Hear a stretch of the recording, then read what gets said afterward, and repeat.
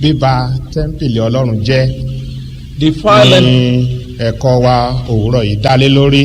The theme of this morning station is defiling the temple of God. Bíba tẹ́ḿpìlì Ọlọ́run jẹ́. Defiling the temple of God. Ó ní ẹ̀kọ́ wa òwúrọ̀ yìí dálé lórí. That is the theme of this morning's teaching. Kọ́ríńtì kìíní. 1 Corinthians. Orí kẹta. 1 Corinthians 3. Ẹsẹ̀ ìkẹrìndínlógún àti ìkẹtàdínlógún. Verses 16 and 17. Ẹ̀yin kò mọ̀ pé tẹ́ḿpìlì Ọlọ́run lé ẹ̀yin ṣe àti pé ẹ̀mí Ọlọ́run ń gbé inú yín. 1 Corinthians 3:16.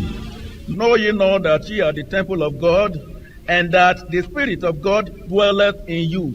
Bí ẹnìkan bá ba tẹ́ḿpìlì Ọlọ́run jẹ́, òun ni Ọlọ́run yóò parun, nítorí pé mímọ́ ni tẹ́ḿpìlì Ọlọ́run èyí tí ẹ̀yin jẹ́. 17. If any man defile the temple of God, him shall God destroy. For the temple of God is holy, which temple ye are. Kókó pàtàkì tí ẹ̀kọ́ wa òwúrọ̀ yìí dálé lórí nìyí. That is the main theme of this morning's teaching. Wípé àwa ọmọ ènìyàn tí a sọ di ọmọ Ọlọ́run, àwa ni tẹ́ḿpìlì Ọlọ́run. That we, human beings who have been made children of God, are the temple of God. Ọlọ́run sì jẹ́ kó di mímọ̀ fún wa níhìn yìí ohun tí tẹ́ḿpìlì yìí ń láti jẹ́. And God has made it plain to us here what that temple should be. Ó sì tún jẹ́ kó di mímọ̀ fún wa ohun tí tẹ́ḿpìlì yìí wà fún. He also tells us the purpose of that temple. Tẹ́ḿpìlì yìí ilé Ọlọ́run ni, ibi tí Ọlọ́run ń gbé ni. This temple is the house of God, the dwelling place of God. Tí ó bá jẹ́ bẹ́ẹ̀, ó ní láti jẹ́ mímọ́ nítorí pé Ọlọ́run tí ó ń gbé inú tẹ́ḿpìlì yìí mímọ́ ni òun ń ṣe. If that is the case, the temple must be holy because the God dwelling there is a holy God. Ọ̀rọ̀ tí a ní farabalẹ̀ ronú lé lórí ni. And this is what we should patiently consider. Ohun tí a sì ní farabalẹ̀ ṣe ìwádìí tẹ́ḿpìlì ayé wa nípa ààyè tó wà ní. And we must patiently examine the state of the temple of our life. Ẹ jẹ́ ká wo Kọ́ríńtì kìíní yìí kan náà, orí kẹfà, ẹ̀ẹ́dínlógún àti ẹsẹ̀ ogún. 1 Corinthians 6 verses 19 and 20. Tàbí ẹ̀yin kò mọ̀ pé ara yín ni tẹ́ḿpìlì ẹ̀mí mímọ́ tí ń bẹ nínú yín, tí ẹ̀yin ti gbà lọ́wọ́ Ọlọ́run, ẹ̀yin kì í ṣe ti ara yín. 19. What? Know ye not that your body is the temple of the Holy Ghost, which is in you, which ye have of God, and ye are not your own? Ẹsẹ̀ yìí tún ṣe àlàyé síwájú sí i fún wa láti mọ ààyè tí a wà. This verse further explains to us our situation. Ó jẹ́ kó di mímọ̀ fún wa pé a ti rà wá láti ibì kan, a ti rà wá láti oko ẹrú ẹ̀ṣẹ̀, a ti rà wá kúrò lọ́wọ́ ìdè èṣù, a sì wá sọ wá di ọmọ tí í ṣe ọmọ Ọlọ́run. It tells us that we've been bought at a price from somewhere. We've been bought out of the bondage of Satan. We've been bought from slavery to flesh and blood to become children of God. Ó wá jẹ́ kó di mímọ̀ fún wa pé ara wa yìí láti orí títí dé àtẹ́lẹsẹ̀ òun ni tẹ́ḿpìlì ẹ̀mí mímọ́ Ọlọ́run. And it tells us clearly that this our body, right from the crown of our head to the sole of our feet, is the temple of God. Ó sì jẹ́ kó di mímọ̀ pé bí èyí bá rí bẹ́ẹ̀ a kì í ṣe ti ara wa mọ́. It also makes it clear that if that be the case, we are not our own. Ẹni tí ó bá rani lẹ́rú òun náà ni à ń jẹ́ tiẹ̀. Ẹni tó bá sì gbà wá kúrò nínú ìgbèkùn ẹrú òun náà ni à ń jẹ́ tiẹ̀. Whoever buys us as slaves is our master. Whoever redeems us from slavery is also our master. Nígbà tí a wà ní oko ẹrú ẹ̀ṣẹ̀, à ń gbọ́ ti ẹ̀ṣẹ̀, à ń gbọ́ ti èṣù, a sì wà nínú ìdè, a sì ń jẹ ìyà. When we were in bondage to sin, we were slaves of sin, we were slaves of Satan, and we were being afflicted. èyí ni ẹ̀rí tó wọ́pọ̀ nínú gbogbo wa tí a jẹ́ ọmọ ọlọ́run lónìí wípé nígbà kan a jẹ́ ẹrú ẹ̀ṣẹ̀ ẹrú èṣù ẹrú ara ẹrú ayé a sì wà nínú làálàá àti hílàhílo. We children of God have a common testimony, and that testimony is that once we were slaves to flesh, we were slaves to sin, we were slaves to Satan, and in that state we were being afflicted. ṣùgbọ́n nínú ìfẹ́ ńlá ọlọ́run fi ẹ̀jẹ̀ jésù ó fi rà wá padà rírà tó fi rà wá padà a ò kì í ṣe ẹrú mọ́ a wá di ọmọ ọlọ́run kì í ṣe pé a di ọmọ ọlọ́run a ò tún sí ní òmìnira ti ara wa mọ́ nítorí pé ọ̀nà òpè mẹ́ta ọ̀nà méjì ni yálà ká jẹ́ ẹrú ẹ̀ṣẹ̀ tàbí ká jẹ́ ọmọ ọlọ́run. And that God in his infinite love redeemed us through the blood of Jesus Christ, and therefore we are no longer our own. There can be no middle tent where either God or we are Satan. ẹsẹ̀ ogun nítorí a ti rà yín ní iye kan nítorí náà ẹ̀yin ọlọ́run lógo nínú ara yín àti nínú ẹ̀mí yín tí í ṣe ti ọlọ́run. Verse 20. For ye are bought with a price. Therefore glorify God in your body and in your spirit, which are God's. ó yẹ kí èyí máa laago nínú ọkàn wa láti ìgbà dé ìgbà pé ayé tá a wà lónìí gẹ́gẹ́ bí ọmọ ọlọ́run a ò bí wa bẹ́ẹ̀ a ò lọ́lá dé bẹ́ẹ̀ a ò kàwé dé bẹ́ẹ̀ a ò ṣe gbajúmọ̀ dé bẹ́ẹ̀ ńṣe ni ara wa kó tó di pé a di ohun tí a dà lónìí. This should be ringing a bell in us from time to time, that the privileged position we are in today as children of God is not because we are so born, it's not inherited, it's not because we are so learned, it's not because we are so rich, it's not because we have any other thing materially that qualified us for it. bí èyí bá rí bẹ́ẹ̀ ó ní ó yẹ ká yin ọlọ́run lógo nínú ara wa. If that is the case, we have been admonished that we should glorify our body. nínú ara wa.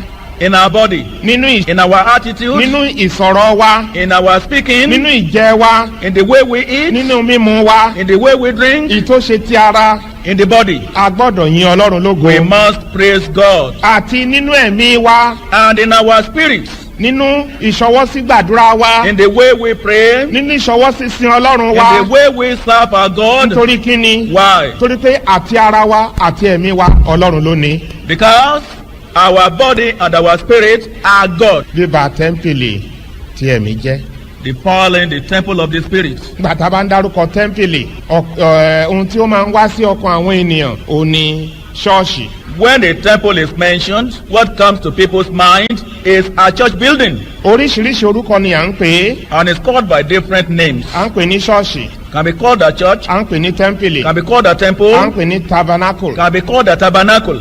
ṣùgbọ́n ohun tó jẹ́ ní pàtàkì ni ibi ìpàdé. But what it is actually is a meeting place. ibi ìpàdé ni. A meeting place. nínú ìwé atúmọ̀ èdè ó sọ wípé ohun tá à ń pè ní church ó ní àwọn tí ọlọ́run ti gba ọkàn wọn là wọ́n lè jẹ́ kan o wọ́n lè jẹ́ méjì o wọ́n lè jẹ́ ẹgbẹ̀rún báyìí àwọn là ń pè ní church.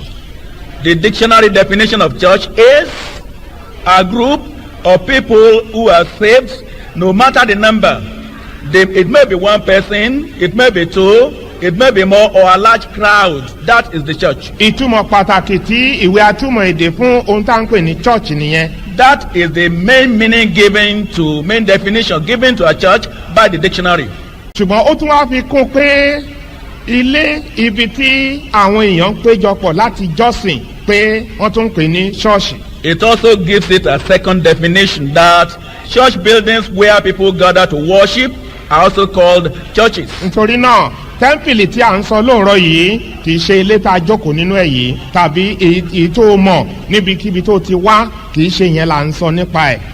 Therefore, the temple in this morning station is not a church building, it's not this tabernacle or any other church you know. nítorí wípé bíbélì sọ àṣírí kan fún wa nípa ilé ńlá tá a gbé kalẹ̀ tàbí ilé ìsìn ibi ìjọsìn tàbí ibi ìpéjọ tí ó lè mọ̀ níbikíbi bíbélì sọ nǹkan kan fún wa nípa rẹ̀. The Bible tells us a secret about church buildings, anyone you may know, or even this one in which we are at the moment. Iṣẹ́ àwọn apostoli orí keje. Acts of the Apostles chapter 7. Ẹsẹ̀ 50 àti ẹsẹ̀ 52. Verses 47 and 48. Ṣùgbọ́n Solomoni kọ́ ilé fún un. Ṣùgbọ́n ọ̀gá ògo kì í gbé ilé tí a fi ọwọ́ kọ́ gẹ́gẹ́ bí wòlíì ti wí pé. Acts 7, 47 and 48. But Solomon built him an house. Howbeit the Most High dwelleth not in temples made with hands, as saith the prophet. Mo fẹ́ ka iṣẹ́ àwọn apostoli orí 17 ẹsẹ̀ 24 pẹ̀lú ẹ̀. Acts of the Apostles 17 verse 24.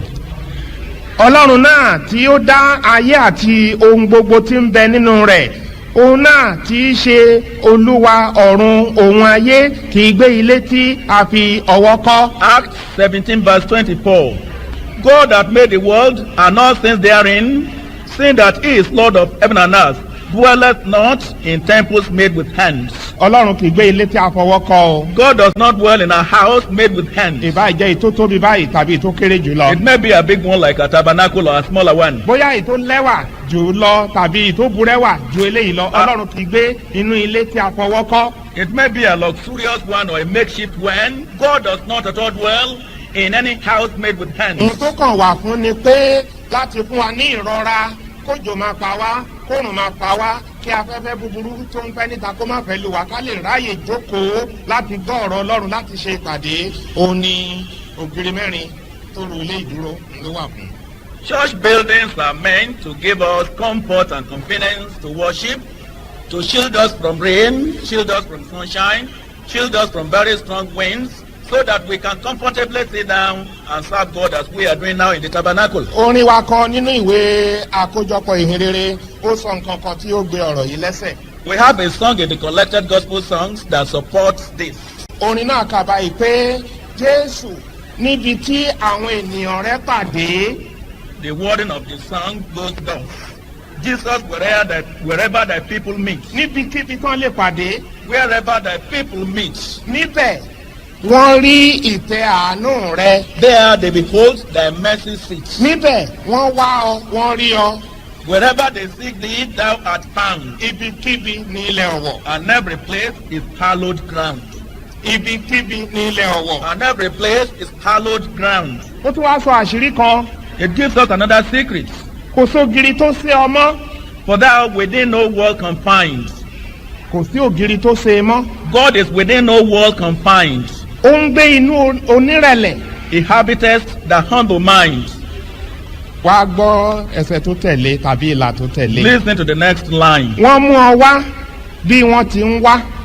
Such ever bring they when where they come. Gbà wọ́n ń lọ lé wọ́n mú ọ lọ. And going take they to their home. Mo ní ìrírí kan lálẹ́ àná láti fi gbé ọ̀rọ̀ yìí lẹ́sẹ̀ pé kì í ṣe inú ilé yìí ni Ọlọ́run ń gbé bí kò ṣe nínú ọkàn wa. I had an experience yesterday confirming the fact that God does not dwell in this house but in our hearts. Arábìnrin kan wá bá mi, ó ní òun ní wàhálà, ó ń gbàdúrà fún ìgbàlà, ó sì mú ọ̀nà ẹ̀tọ́ pẹ̀lú mi. A sister came to me telling me she was praying for salvation and then she righted her way with me. Mo sì fún ní ọ̀nà rẹ̀ mo gbàdúrà fún. And I bade her Godspeed. I prayed for her. Mo sì ń bá iṣẹ́ mi lọ ní ibi iṣẹ́. And I continued with my work in my office. Mo rò pé kó tó aago 10 mo kàn sáré wọnú yàrá láti bọ́ aṣọ ṣọ́ọ̀ṣì sílẹ̀ kí n dẹ̀ wọ aṣọ mi. About 10 p.m. I left my office for my room to change my dress. Wọ́n ní arábìnrin yẹn ń béèrè mi, ọkàn mi ti gbiná, mo ní mo fẹ́ rí. And I was told that same sister wanted to see me and my heart was aglow. I wanted to see her. Bí mo ṣe jáde báyìí, ó ní bí òun ṣe jáde ní ọ́fíìsì ọ̀dọ̀ mi tóun fi ẹsẹ̀ síta báyìí tóun fẹ́ máa rìn bọ̀ ń bí ní ayọ̀ bẹ́ jáde nínú ọkàn òun ni Ọlọ́run sọ fún un pé òun ti gba òun là. Ó lóun sọ pé báwo, ó ní Ọlọ́run wá sọ fún un pé n tó bá ti dè láyé wọ́n ti dè lọ́run pé òun ti rí gbàlà nìyẹn. ńgbà tó kọ́kọ́ wá bá mi ní ìrọ̀lẹ́ ní bí a ṣe jáde sùn tí mo wà ń bẹ yẹn ojú ẹ̀ korò ṣùgbọ́n nísinsìnyí pẹ̀lú ayọ̀ ni ìyẹn ni ọ̀rọ̀ orin sọ fún wa pé ṣe là ń mú ọlọ́run wá síbi ìpàdé yìí ìgbà tá a bá tún padà lọ a tún máa mú ọlọ́run lọ.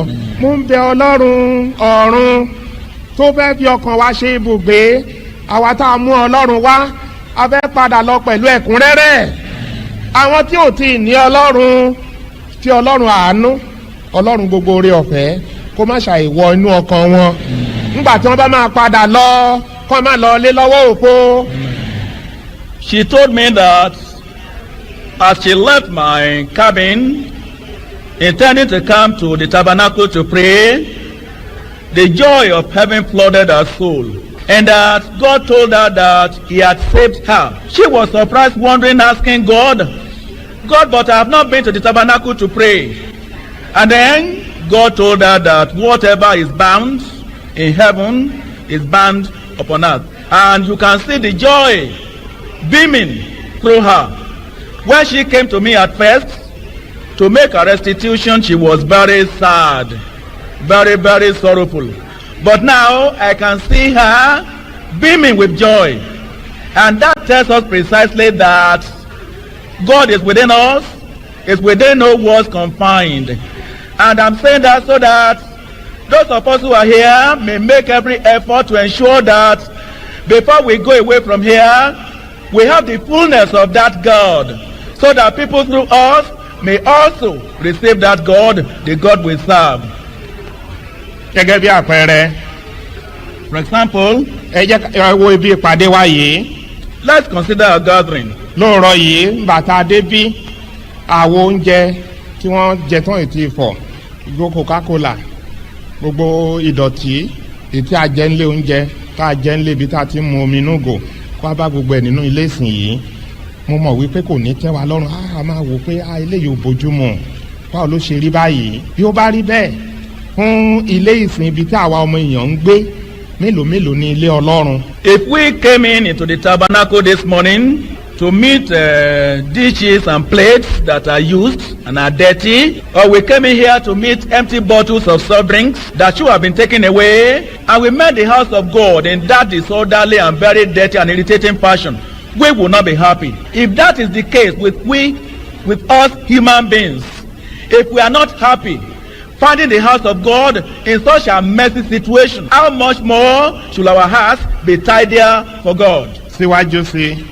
lóòrọ̀ yìí kùtùkùtù mi ò sí ń bí ṣùgbọ́n mo nígbàgbọ́ pé ó ti ṣẹlẹ̀ bẹ́ẹ̀ àwọn adènà wọ́n ti jí wọ́n ti gbá gbogbo ilẹ̀ kì í ṣe pé wọ́n gbálẹ̀ nìkan ṣó wọ́n ti mú àkísà wọ́n ti nu gbogbo ìjókòó tá a jókòó lé lórí yìí pẹ̀lú àga ìwàásù yìí pẹ̀lú ìjókòó àwọn àlùfáà wọ́n ti nu gbogbo ẹ̀ pátápátá ẹ wo bí ó ṣe máa ń rí fún wa mo ti lọ lọ́pọ̀lọpọ̀ ìgbà sáwọn ilé ìsìn bó dá ọ wá àwọn ilé ìsìn bí tí wọ́n ní sẹ́ksìn ṣùgbọ́n tí wọ́n ò ní ẹ̀mí Ọlọ́run tó máa bá wọn tún ṣe tó bá lọ síbẹ̀ rárá tí nǹkan kan bá gbé ẹ lọ síbẹ̀ tó o bá ní aṣọ kélébé lápò tàbí ìgbà míì tí n bá ti máa lọ bẹ́ẹ̀ máa ti já toilet paper díẹ̀ sápò torí pé ibi tó máa jọ yìí tó bá ti fọwọ́ kàn báyìí dájúdájú ìdọ̀tí ni torí pé kò sí àkóso kò sí ìrànwọ́ kankan láti tún un ṣe ẹ wo bí ó ṣe lè rí fáwọn tí wọ́n máa lórú ibẹ̀ fún iṣẹ́ ìsìn.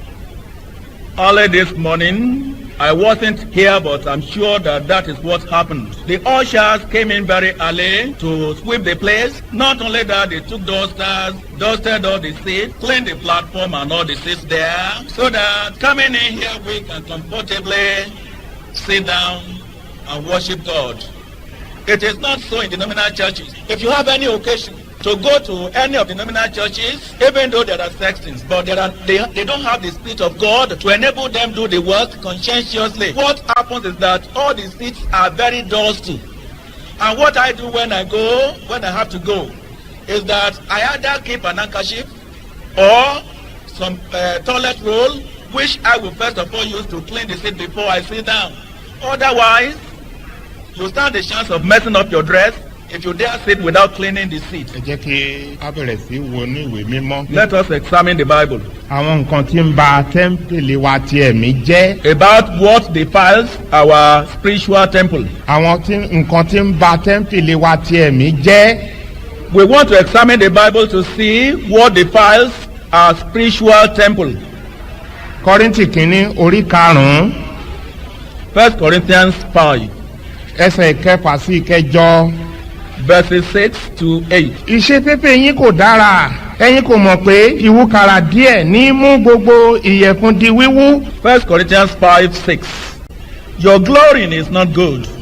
Know ye not that a little leaven leaveneth the whole lump? Ìṣeféfé yín kò dára, Your glorying is not good. ẹ̀yin kò mọ̀ pé ìwúkàrà díẹ̀ ní mú gbogbo ìyẹ̀fun di wíwú. Know ye not that a little leaven leaveneth the whole lump? Ìṣeféfé, Glorying. àwọṣọ tó dára, We are neatly and smartly dressed. àtọ́jú ara wa, We've taken care of our body. a ní ẹ̀rí lẹ́nu We have testimony to tell pé Ọlọ́run gbọ́kàn wa là, that God has saved us. pé Ọlọ́run sọ wá di mímọ́, God has sanctified us. pé Ọlọ́run fẹ́ mímọ́ kún And wa, God has baptized us with the pé Holy Ọlọ́run Ghost. wò wá sàn, That God has healed us. pé Ọlọ́run ṣe iṣẹ́ àmì àti iṣẹ́ ìyanu nígbèésí ayé wa. That God has worked signs and wonders in our lives. Bẹ́ẹ̀ ni, It is so. òtítọ́ ni, It is true. ṣùgbọ́n ó wá sọ pé ó ní ìṣeféfé yìí, ìṣeféfé yín yìí kò dára. But then God says, your glorying is not good. Ó wá ń jẹ́ kó di mọ̀ fún wa pé a ò mọ̀ pé ìwúkàrà díẹ̀ ò ní mú kí ìyẹ̀fun kó di ńlá. And he goes on to add, know ye not that a little leaven leaveneth the whole lump? Ìwúkàrà díẹ̀, A little leaven. àwọn oníṣẹ́ búrẹ́dì yóò máa yé wọn. Bakers will well understand that. A ti po ìyẹ̀fun, ṣùgbọ́n ohun kankan wà tó máa fi sínú ìyẹ̀fun yìí. Ìyẹ̀fun náà ó lè ṣàìjù báyìí lọ, ṣùgbọ́n a ti fi èròjà yẹn sí, wọ́n á sì gbé sórí iná. Ìgbà tí ó bá máa jáde, a ti tó báyìí. Bakers they mix their flour, and after mixing, they make them into lumps. But before they put the lumps in the oven, they must have added leaven, Yeast. yeast. They add yeast. And when they put the lump in the oven, by the time it comes out, it has swollen. It becomes very big. Ọlọ́run rí ẹ̀rí wa, God sees our testimonies. Ọlọ́run rí ìjáfáfá wa, God sees our eagerness. Ọlọ́run rí ìgbòkègbodò wa, And he sees our effort. Ọlọ́run rí ìpolówó tá à ń ṣe nípa ti ìhìn rere. He knows how we are spreading the gospel. Ṣùgbọ́n ó ní ìṣeféfé wa yẹn kò dára. But then it says, your glorying is not good. Ó nítorí pé ìwúkàrà ṣíún òun ló ń sọ ìyẹ̀fun di ńlá. Because a little leaven leaveneth the whole lump. Ohun tí Ọlọ́run fẹ́ kó yé wa nìyẹn o. That's what God wants us to understand. Nínú ìdánilẹ́kọ̀ọ́ yìí, In this teaching, àti gbogbo ìta àti gbọ́ látọ̀dọ̀ àwọn àlùfáà wa, and all the teaching our ministers have given us, a lè ní ẹ̀rí, we may have testimonies to a tell. lè ní ìwà tá a lè fi hàn àwọn èèyàn pé a jẹ́ onígbàgbọ́. We may have a way of life that tells people we are believers. Ṣùgbọ́n ìwúkàrà kíún tó bá wà nínú ayé wa, But if there's a little leaven in our lives, tó bá wà nínú ayé wa, if there's a little, just a little leaven in our lives, á ba ẹ̀rí wa jẹ́, it will spoil our testimony. á ba ìdúró wa jẹ́, It will spoil our stand. á ba ayé wa It jẹ́, will defile our life. á ba ilé wa It jẹ́, will defile our tá ò house. bá ṣọ́ra á ba ìjọ wa And jẹ́. if we are not careful, it will defile our church. Ẹsẹ̀ keje. 1 Corinthians 5:7. Nítorí náà, ẹ mú ìwúkàrà àtijọ́ kúrò nínú yín kí ẹ̀yin kí ó lè jẹ́ ìyẹ̀fun titun gẹ́gẹ́ bí ẹ̀yin ti jẹ́ àìwúkàrà. Nítorí a ti fi ìrékọjá wa àní Kristi rúbọ fún wa. Verse 7. Purge out therefore the old leaven, that ye may be a new lump, as ye are unleavened. For even Christ our Passover is sacrificed for us. Ọ̀rọ̀ kan ló sọ ń bẹ̀, kókó ọ̀rọ̀ kan ó wà nù gbólóhùn tí a kà yìí. There's a key word in that statement. Ó ní àtijọ́, Old. tàtijọ́, Old. ìwúkàrà àtijọ́. Old leaven. Ó ní kò yẹ kó wà nù ayé wa. Should no longer be found in our lives. Ẹja ránra wa létí. Let us remind ourselves Ohun tí Bíbélì sọ fún wa táwa náà ń sọ ni pé bí ẹnikẹ́ni bá wà nínú Kristi Jésù ó di ẹ̀dá titun, ohun àtijọ́ ti kọjá lọ, kíyèsí wọ́n di titun. Ṣùgbọ́n níhìn yìí Ọlọ́run ẹ̀mí tó rí ẹ̀mí wa, ó ní ìwúkàrà àtijọ́ èyí tó wà nínú ayé wa ká tó rí gbàlà, ó ní ó tún wà nínú ayé wa, a sì tún ṣì ń jẹ́rìí, a sì tún ṣì ń farahàn, a sì tún ṣe ń polongo ó ní ó yẹ ká mú irú ìwúkàrà àtijọ́ bẹ́ẹ̀ ká mú kúrò. The Bible tells us, and we say it from time to time, that if any man be in Christ is a new creature, all things are passed away, behold, all things are become new. That after we have been saved, after we give testimonies that God has redeemed us, God still sees something in our lives, and that is the old leaven. And despite the old leaven present in our lives, we still glory, we still give our testimonies, and we still make every effort professing to be working for God. God is telling us that we should remove the old leaven from our lives. Ẹsẹ̀ kẹjọ. Verse 8. Nítorí náà ẹ jẹ́ kí a ṣe àjọ náà, àjọ yìí, ìjọ yìí, ẹ jẹ́ ká ṣe é, kì í ṣe pẹ̀lú ìwúkàrà àtijọ́, bẹ́ẹ̀ ni kì í ṣe pẹ̀lú ìwúkàrà àrọ́kàn àti ìwà búburú, bí kò ṣe pẹ̀lú àìwúkàrà òdodo àti òtítọ́. Verse 8. Therefore let us keep the feast. Therefore let us keep this camp meeting convention. Therefore let us keep the Apostolic Faith Church, not with the old leaven, neither with the leaven of malice and wickedness, but with the unleavened. Verse 8. Therefore let us keep the feast. Therefore let us keep this camp meeting convention. Therefore let us keep the Apostolic Faith Church, not with the old leaven, neither with the leaven of malice and wickedness, but with the unleavened bread of sincerity and truth. Ọ̀rọ̀ tó wúwo nìyẹn o. That's a very heavy statement. Ọ̀rọ̀ tó gba ìrònú ni o. And it's a thought-provoking one. Ọ̀rọ̀ tó gba àyẹ̀wò láti ìgbà dé ìgbà fún wa ni o. And it deserves to be examined from time to time. Ó ní nítorí náà ẹ jẹ́ ká ṣe àjọ náà, àjọ yìí, àjọ ìpàdé yìí, ẹ jẹ́ ká ṣe é láì sí àìwúkàrà yẹn kéré. Ẹ jẹ́ ká ṣe ìjọ yìí níbikíbi tá a ti wá. Ẹ jẹ́ ká ṣe é láì sí ìwúkàrà tí àtijọ́. Therefore let us keep the feast. Let us keep this convention, and not only this convention, let us keep this church without the old leaven. Gẹ́gẹ́ bí ààyè tí Ọlọ́run fún mi láǹfààní láti wà. By virtue of the position God has given me the privilege to occupy, ọkàn mi máa ń balẹ̀ tí n bá gbé àwọn ilé ìsìnwò káàkiri yálà ní orílẹ̀-èdè yìí tàbí ní orílẹ̀-èdè mìíràn. Each time I have to go on visitation to our churches, either in this country or other countries, I rest assured. Kò sí tó ń dáyàpò mi. Nothing embarrasses me. Lọ́nà báwo. How? Àwọn tí mo lọ bá gbé mi ò rí kí wọ́n mu sìgá, tó bá ṣe kí mo rí sìgá lọ́wọ́ wọn ni ìwúkàrà àtijọ́ níṣẹ́ ló máa dáyàpò mi. Ní àwọn tí mo lọ bá gbé tó bá ṣe kí mo rí igbá ọtí nínú ilé wọn ni adáyàpò mi, ọkàn mi ò ní balẹ̀, ṣùgbọ́n ìwúkàrà àtijọ́ ni mi ò rí nínú ilé wọn. Tí a bá jẹ́ ìjọ yìí, ìjọ Apostolic Faith ní Nàìjíríà, ní Zimbabwe, ní Gabon, ní Niger, ní Burkina Faso, ní Republic of Benin, ní Ivory Coast, níbikíbi tá a ti lè wá, ìwà wa ó gbọ́dọ̀ jẹ́ bákan náà. Èdè wa yàtọ̀ síra wọn, aṣọ tá à ń wọ̀ pàápàá ó yàtọ̀ síra wọn, ṣùgbọ́n ìwà wa ó gbọ́dọ̀ jẹ́ bákan náà, nítorí pé Ọlọ́run kan ṣoṣo ló gbà wá là. When I go to visit, I don't see the people I've gone to visit smoking, because that is the old leaven is already taken away. I don't see them drinking any alcoholic drink. That is the old leaven, and that is already taken away. If we are members of this church, of Apostolic Faith Church anywhere, our way of life must be one.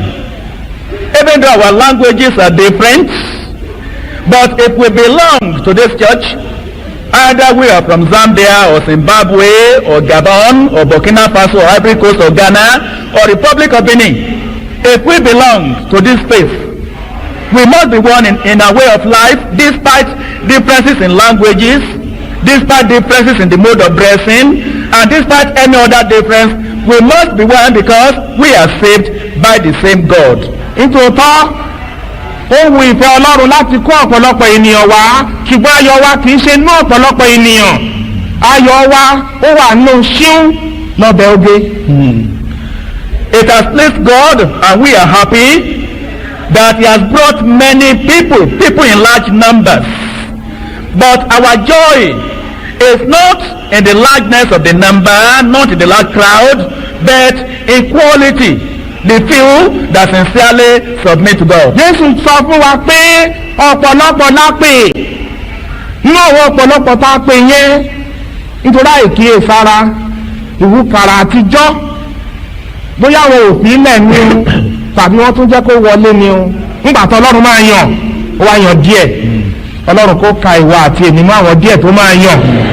Jesus tells us that many are called, but out of the so many that are called, either through carelessness or negligence or procrastination or any other thing, many are not fit. So out of the so many that are called, only very few are chosen. May God grant us the grace to be among the few that are chosen. Nítorí náà ohun tí ó ń ba tẹ́ḿpìlì ọlọ́run jẹ́ nínú ayé wa ohun la fẹ́ wò ní ṣàkóṣàkó nínú ọ̀rọ̀ ọlọ́run. Therefore we want to examine the sins that defile our spiritual temple point by point in the word of God. Ní gẹ́rẹ́ tí ọlọ́run bá ti gba ọkàn wa là ó ní ọlọ́run ti wá ṣe ibùgbé rẹ̀ nínú ayé wa.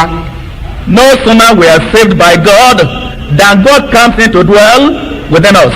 Báwo la ṣe mọ̀? How do we know? Arábìnrin tó jẹ́rìí lórí àtàgé ó ní ọlọ́pàá tí ń ṣe àkóso ìrìnnà lójú títì ọlọ́pàá tẹ̀mí lẹ́sẹ̀kẹsẹ̀ tá a bá ti rí gbàlà báyìí ó ní ọlọ́pàá tẹ̀mí tí ń ṣàkóso ojú títì ó máa ti wọnú ọkàn wa ó ní ẹ̀mí ọlọ́run tìkára rẹ̀ á bá ọkàn wa jẹ́rìí pé ọmọ ọlọ́run là í ṣe lẹ́sẹ̀kẹsẹ̀ tá a bá ti rí gbàlà lẹ́mí ọlọ́run máa wọ inú wa tó sì máa darí wa tó máa ṣàkóso wa tó máa sọ ibi tó yẹ ká lọ ibi tí kò yẹ ká lọ ohun tó yẹ ká ṣe àti ohun tí ò yẹ ká ṣe. Like the sister testified on the platform here, the moment we are saved by God, the spiritual traffic warning comes into our soul. And that spiritual traffic warning starts to guide us, starts to lead us. It tells us where to go and where not to go. And we have that testimony when we are saved, because the Bible tells us that the Spirit himself bears testimony with our spirit that we are children of God. From that moment, that spiritual traffic warning guides us to guide us to know where to go, where not to go, what to do, what not to do, what to eat, what not to eat, and so on. Ohun kìíní tó máa ń dojú kọ wá ní gẹ́rẹ́ tá a bá ti rí gbàlà òun ni ẹgbẹ́ búburú. The first problem that confronts us the moment we are saved is bad company. Ẹgbẹ́ búburú. Evil association. Ìgbàlà wa ṣe ló yọ wá kúrò ní ẹgbẹ́ búburú. Our salvation should take us out of evil communication. Ṣùgbọ́n ẹgbẹ́ búburú yìí ó sì wá yí wa ká. But this evil association surrounds us. Inú ẹ̀ láti jáde lánàá gẹ́gẹ́ bí àpẹẹrẹ. We came out of it yesterday as it were. Àárín ẹ̀ láti ń gbé. And we are living within it. Ṣùgbọ́n nítorí àìkíyèsára nítorí àìfi ara fún ọ̀rọ̀ Ọlọ́run tàbí ìtọ́ni ọlọ́pàá tí ń darí wa ní ọ̀pọ̀lọpọ̀ ìgbà a máa ń bá ara wa nínú ẹgbẹ́ búburú tí Bíbélì sọ fún wa pé òun ló máa ń ba ìwà rere jẹ́ ẹgbẹ́ búburú lọ́nà tó lè yé wa òun ló máa ń gba ìgbàlà lọ́wọ́ wa. Either through carelessness or negligence of our spiritual, negligence of the promptings of our spiritual traffic warning, we find ourselves in evil association, and the Bible tells us that evil communication corrupts good manners, and quite often it may rob us of our very salvation. Ẹ jẹ́ ká wo orin Dáfídì kínní ẹsẹ̀ ìkínní. Psalm 1 verse 1. Èyí ń sọ nípa ìgbésí ayé wa lẹ́yìn tí a bá ti di ẹni ìbùkún gẹ́gẹ́ bí a ti gbọ́ nínú ìwàásù lálẹ́ àná. This tells us about our life after we become the blessed of the Lord as we heard it in yesterday's evening sermon. tí ọlọ́run bá ti sọ wá di ẹni ìbùkún nípa dídárí ẹ̀ṣẹ̀ wa jì wá nípa fífún wa ní ìwé ẹ̀rí pé láti ìgbà yìí lọ o máa lọ o má dẹ̀ṣẹ̀ mọ́ o. When we become the blessed of the Lord, and we have that testimony, that certificate, from now go on, go and sin no more. pẹ̀lú ìwé ẹ̀rí yìí lọ́wọ́ wa nínú ọkàn wa ìdúró wa ní ẹsẹ̀ kìíní orin dáfídì kìíní yìí sọ fún wa. With this certificate in our life, what our stand should be is clearly indicated in Psalm 1 verse 1. ọkùnrin yìí tàbí obìnrin yìí ọmọdé tàbí àgbà yìí tó ti di ẹni ìbùkún tó rí ìgbàlà yìí ó ní ìbùkún ní fún ọkùnrin náà tí kò rìn ní ìmọ̀ àwọn èèyàn búburú. This man or woman, young child or adult or old person who has been blessed by God, he no longer walks in the counsel of the ungodly. ìbùkún ní fún ọkùnrin náà tí kò rìn ní ìmọ̀ àwọn ènìyàn búburú. Blessed is the man that walketh not in the counsel of the ungodly. ibẹ̀ ló ti jáde lánàá o. He came out of there yesterday àárín wọn ló ti ń gbé tẹ́lẹ̀ o. and has been living within them up to that time, before that time. gbígbé tí mo wí yìí wọ́n lè jọ máa gbábẹ́ ilé kan náà wọ́n lè jọ máa ṣiṣẹ́ wọ́n lè jọ máa ṣòwò. What I mean is that he may be living in the same house with unbelievers. He may be working in the same office with unbelievers. He has to trade in the market with unbelievers. ṣùgbọ́n lánàá ó ti yí olùgbàlà ẹ̀ tàbí ó ti yí ọ̀gá ẹ̀ ó ti yí padà ó ti kúrò lọ́dọ̀ èṣù ó ti bọ́ sọ́dọ̀ Jésù. But yesterday he changed his master. He crossed the carpet from Satan to the side of Christ. àwọn èèyàn búburú tó ń bá gbé nìyí. And those were the evil people he was dwelling with. àwọn tó ń bá ṣiṣẹ́ nìyí. Those he was working with. ní ibi iṣẹ́ kan náà. In the same office. ní ọ́fíìsì kan náà. In the same working place. àwọn tó ń bá tà tó ń bá rà nìyí. And those he trades with. ọ̀rọ̀ Ọlọ́run wa sọ pé kò gbọ́dọ̀ bá wọn rìn. The Bible tells him you should no longer walk with them. kì í ṣe pé kò lè bá wọn ọkọ̀ o. It's not that you cannot go into the same vehicle with them. kì í ṣe pé kò lè bá wọn wà ní ibi iṣẹ́ kan náà. Not that you cannot work in the same office with them. láti ìgbà yìí lọ tí ó ti yí ọ̀gá ẹ̀ padà kò gbọ́dọ̀ bá wọn rin ìrìn ẹ̀ṣẹ̀ wọn mọ́. But from the very moment, the very time he changes his master, he must no longer walk with them in sin. kò gbọ́dọ̀ bá wọn rin ọ̀nà ayé tí wọ́n rìn tẹ́lẹ̀tẹ́lẹ̀ ó jìjọ rìn tẹ́lẹ̀ ní o ṣùgbọ́n nísinsìnyí tó ti yí ọ̀gá ẹ̀ padà kò gbọ́dọ̀ bá wọn rìn mọ́. He must no longer tread the way of the world which he was treading with them before. Now that he has changed his master, he must no longer walk the way of the world with them. tí ó bá ṣe bẹ́ẹ̀ If that is the case, a máa ní ìnira. if he does that, he will have problems. nínú ọkàn ẹ̀.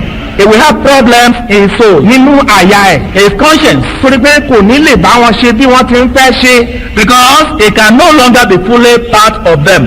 He can no longer do all they do. ìlànà Ọlọ́run ni.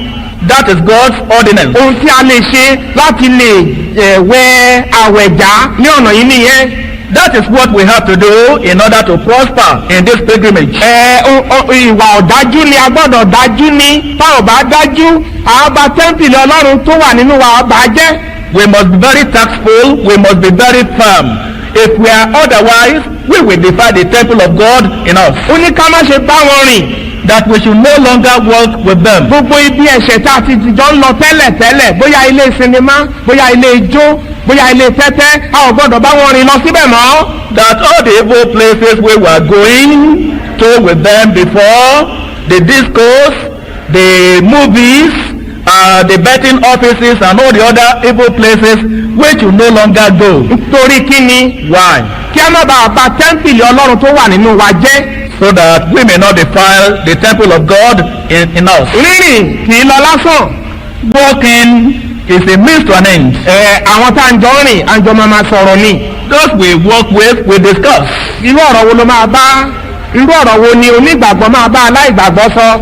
What type of discussion can go on between a believer and an unbeliever? ọ̀rọ̀ ẹ̀ṣẹ̀ ni aláìgbàgbọ́ máa sọ. The unbelievers talk in trade. a sinful word? ṣé onígbàgbọ́ lè bá nínú ọ̀rọ̀ bẹ́ẹ̀? Can a Christian share in that? ìdí nìyẹn tó onígbàgbọ́ òfin lè bá aláìgbàgbọ́ rìn lọ́nà ẹ̀ṣẹ̀. That is why the believer, the Christian, cannot walk with an unbeliever in sin, tí kò sì dúró lé ọ̀nà àwọn ẹlẹ́ṣẹ̀. nor standeth in the way of sinners. ṣé mọ̀ pé rírìn ó yàtọ̀ sí dídúró? You know, walking is different from standing. ẹni tó bá ń rìn lọ́wọ́ a mọ̀ pé ó ń lọ síbì kan ni. When somebody is walking, you see him walking, you know he's going somewhere. ṣùgbọ́n ẹni tó bá dúró ó ń láti jẹ́ tó fẹ́ dúró ṣe nǹkan kan ni. But when somebody stops, he stands to do something. àwa tí a ti di ọmọ Ọlọ́run a ò gbọ́dọ̀ dúró pẹ̀lú àwọn ẹlẹ́ṣẹ̀.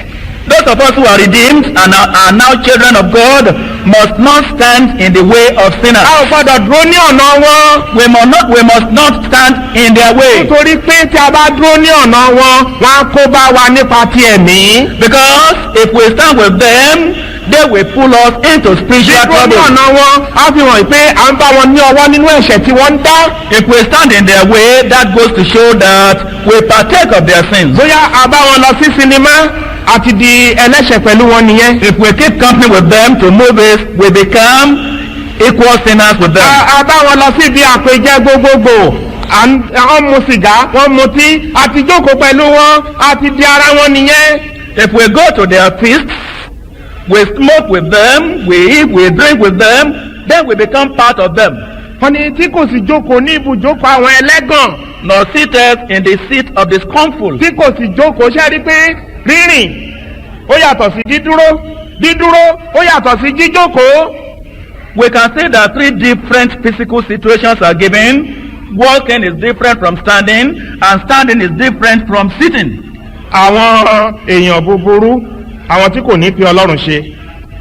With evil people who have no God in their plan. àwọn ẹlẹ́ṣẹ̀ tí wọ́n mu ẹ̀ṣẹ̀ bí ẹni mumi. Sinners who wallow in sin as pigs wallow in mud. àwọn ẹlẹ́gàn àwọn tí wọn ò rí ohun rere nínú tí ṣe ti ìwà mímọ́ má jókòó tì wọ́n. àwọn kan wà tó ṣe pé tó bá sọ̀rọ̀ ṣọ́ọ̀ṣì kí ni jẹ́ ṣọ́ọ̀ṣì gbàdúrà egun ti tàdúrà tó bá ń lọ bá àwọn irú ẹni bẹ́ẹ̀ jókòó ń bá irú àwọn ẹni bẹ́ẹ̀ sọ̀rọ̀ ń bá irú àwọn ẹni bẹ́ẹ̀ ṣe nǹkan papọ̀ wọ́n á ba ìwà rere ìwà mímọ́ ayé wọn á bà á jẹ́. The scornful who do not see anything good in this way of holiness. If you invite them to church, they despise the gathering, the assembly of the people of God, and they have nothing whatsoever to do with God and His ways. If you dare sit with such people, if you dare sit with them, they will corrupt your standing in God. ẹgbẹ́ búburú Evil association. ó jù pé ká má rìn pẹ̀lú wọn. It's more than not walking with ó them. jù pé ká má dúró pẹ̀lú wọn. It's more than not standing with them. ó tẹ̀ tó jù pé ká má jókòó pẹ̀lú wọn. It's even more than not sitting with them. onígbàgbọ́ A Christian, tí a ti gba ọkàn rẹ̀ là a redeemed kì Christian, í bá ẹlẹ́ṣẹ̀ aláìwà bí Ọlọ́run kì í bá wọn daṣẹ́ pọ̀.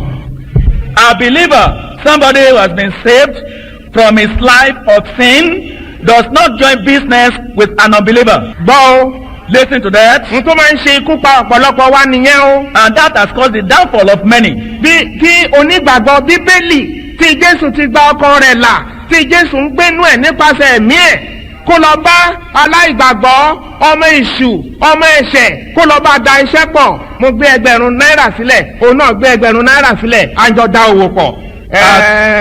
tẹ́ḿpìlì ẹ̀mí wa a ní ìfarapa a ní àbùkù pàápàá jùlọ ẹ̀mí Ọlọ́run á kúrò ń bẹ̀. A Christian, a child of God who has been redeemed from his life of sin, a believer in whom the Spirit of God dwells. For such a redeemed soul to decide to join business with an unbeliever, you have 1,000 naira and you join that money to another amount of money given by an unbeliever to form the capital for your business. Joining business with a child of the devil, with a devilish man, with a sinner. If you do that, your spiritual temple will be defiled and your Christian life will be spotted. Kọ́ríníkà kejì orí 20. 2 Chronicles chapter 20. mo ń ka ẹsẹ̀ 40 sí 40 From verse 35 to 37. àtìlẹ́yìn èyí ni Jehoṣafati ọba Júdà darapọ̀ mọ́ Ahasiah ọba Israẹli ẹni tó ṣe búburú gidigidi 2 Chronicles 20 verse 35.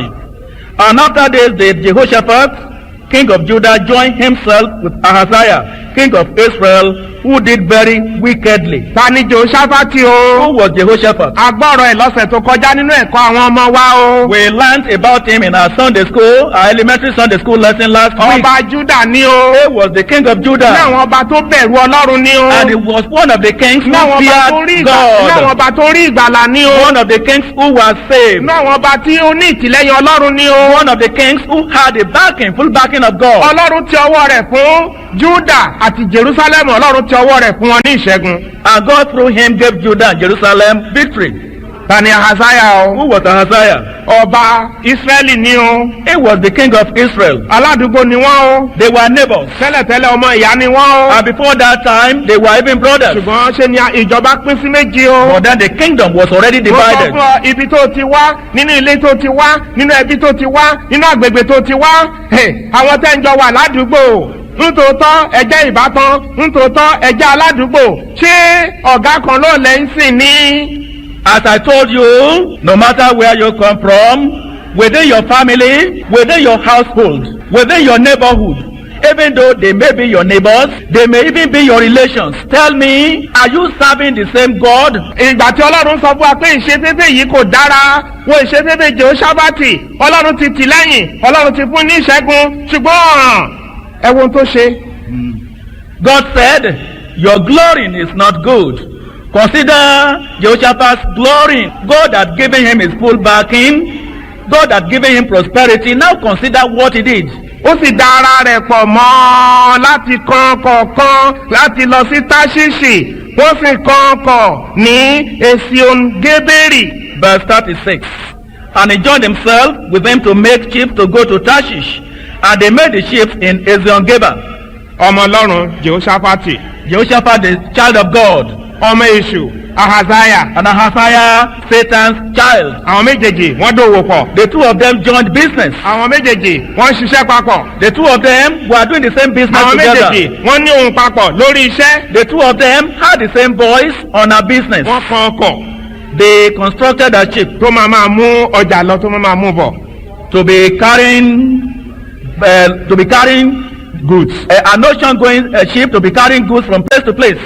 Tó sì máa mú èrè wá fún wọn. And then bringing profit to them. Jẹ́ ká ronú wo. Let us consider that. Jehoṣáfátì Jehoshaphat, òun gbàdúrà. he was praying, Ó ń ké pe Ọlọ́run. crying unto Ọlọ́run God. alààyè nìkan ló ń sìn. He was serving the living God. Ahaziah kò Isaiah ládùúrà fi ṣe. had nothing to do with prayer. Òrìṣà ló ń sìn. He was worshiping idols. Jehoṣáfátì Jehoshaphat, mo mọ̀ dájúdájú pé a máa san ìdá mẹ́wàá. I know that he would surely be paying his tithe. Ahaziah Isaiah, òun ló kàn mí pẹ̀lú ìdá what mẹ́wàá. has it to do with tithe? Àwọn méjèèjì wọ́n dòwò pọ̀. The two of them were trading together. Ronú arábìnrin. Consider my sister Ronú arákùnrin. and my brother. Consider Ọmọ Ọlọ́run a child of God. jẹ́.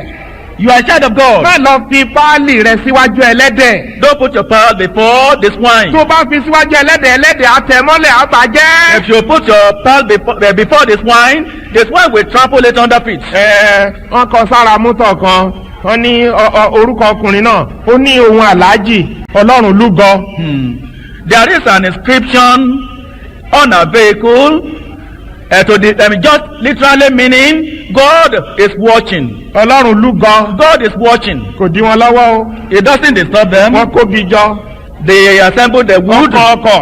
and they constructed the Wọ́n ship kùn. and they painted it Wọ́n gba àwọn òṣìṣẹ́ sí. and they employed sailors. Wọ́n gba ọṣẹ gbogbo tí ó máa jẹ́ kí iṣẹ́ yẹn kó máa lọ déédéé kó máa lọ déédéé kó máa lọ déédéé. They did everything to fully launch out the business. Ọlọ́run lúgọ. God was watching. Ẹsẹ̀ ìkẹtàdínlógójì. Verse 37. Nígbà náà ni Eléṣẹ́rì ọmọ Dódáfà ti Màréṣà sọ tẹ́lẹ̀ sí Jehoṣáfátì wípé bí mo ṣe ń sọ tẹ́lẹ̀ fún ọ lóòrọ̀ yìí. Then Eleazar the son of Dodava of Maresha prophesied against Jehoshaphat, as I'm prophesying to you this morning. Bí mo ṣe ń sọ tẹ́lẹ̀ fún ọ lóòrọ̀ yìí. As I am prophesying to you this Pé morning, ìwọ ọmọ Ọlọ́run. that you as a child of God, Ní ìdàpọ̀ pẹ̀lú ọmọ ayé lórí ohunkóhun. having any partnership with a child of the world on anything. Nítorí tí ìwọ ti da ara rẹ pọ̀ mọ́ Ahaziah, Olúwa ti ba iṣẹ́ rẹ jẹ́.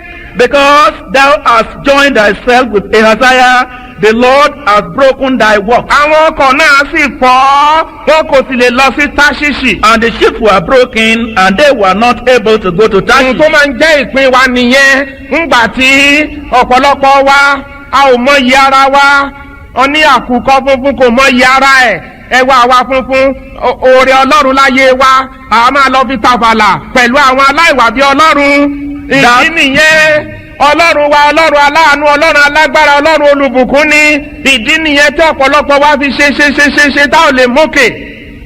That is our portion when we disobey the injunction of God. We should fully value what God has given us. God has invested in us His holiness, and He has adopted us as His children. We should fully appreciate that.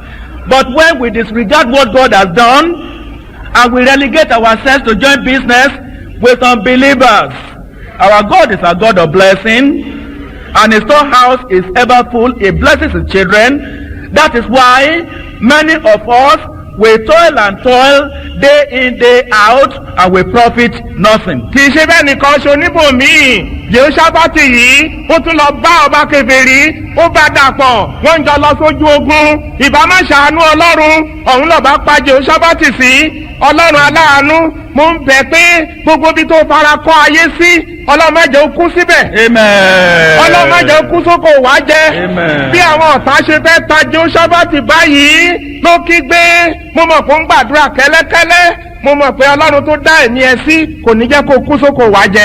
bí Ọlọ́run ò jẹ́ kí Jèhóṣáfátì kó kú sọ́wọ́ ọ̀tá Ọlọ́run ò ní jẹ́ kó kú sọ́wọ́ ọ̀tá ṣùgbọ́n ó ní nǹkan ṣe. Not only that, in another place, this same Jehoshaphat formed an alliance with an unbelieving king to go to war, to go to a battle to fight. Were it not for the grace of God, that is where Jehoshaphat will have lost his life. When the enemies pursued him, I know that he must be praying, God spared his life. And you too, I'm praying that wherever you have formed any alliance with the world, that God may go there and disannul it, and that God may bring you out and spare your life, so that you may not die in that situation. bíba tẹ́ḿpìlì ti ẹ̀mí jẹ́. Defiling our spiritual temple. tẹ́ḿpìlì Ọlọ́run tó wà nínú wa. The temple of God in us. n tó máa ń bàjẹ́. What defiles it? ṣíṣe àwọn wa àti kálàmù wa lò. Wrongful use of our tongue and pen. ṣíṣe àwọn wa àti kálàmù wa lò.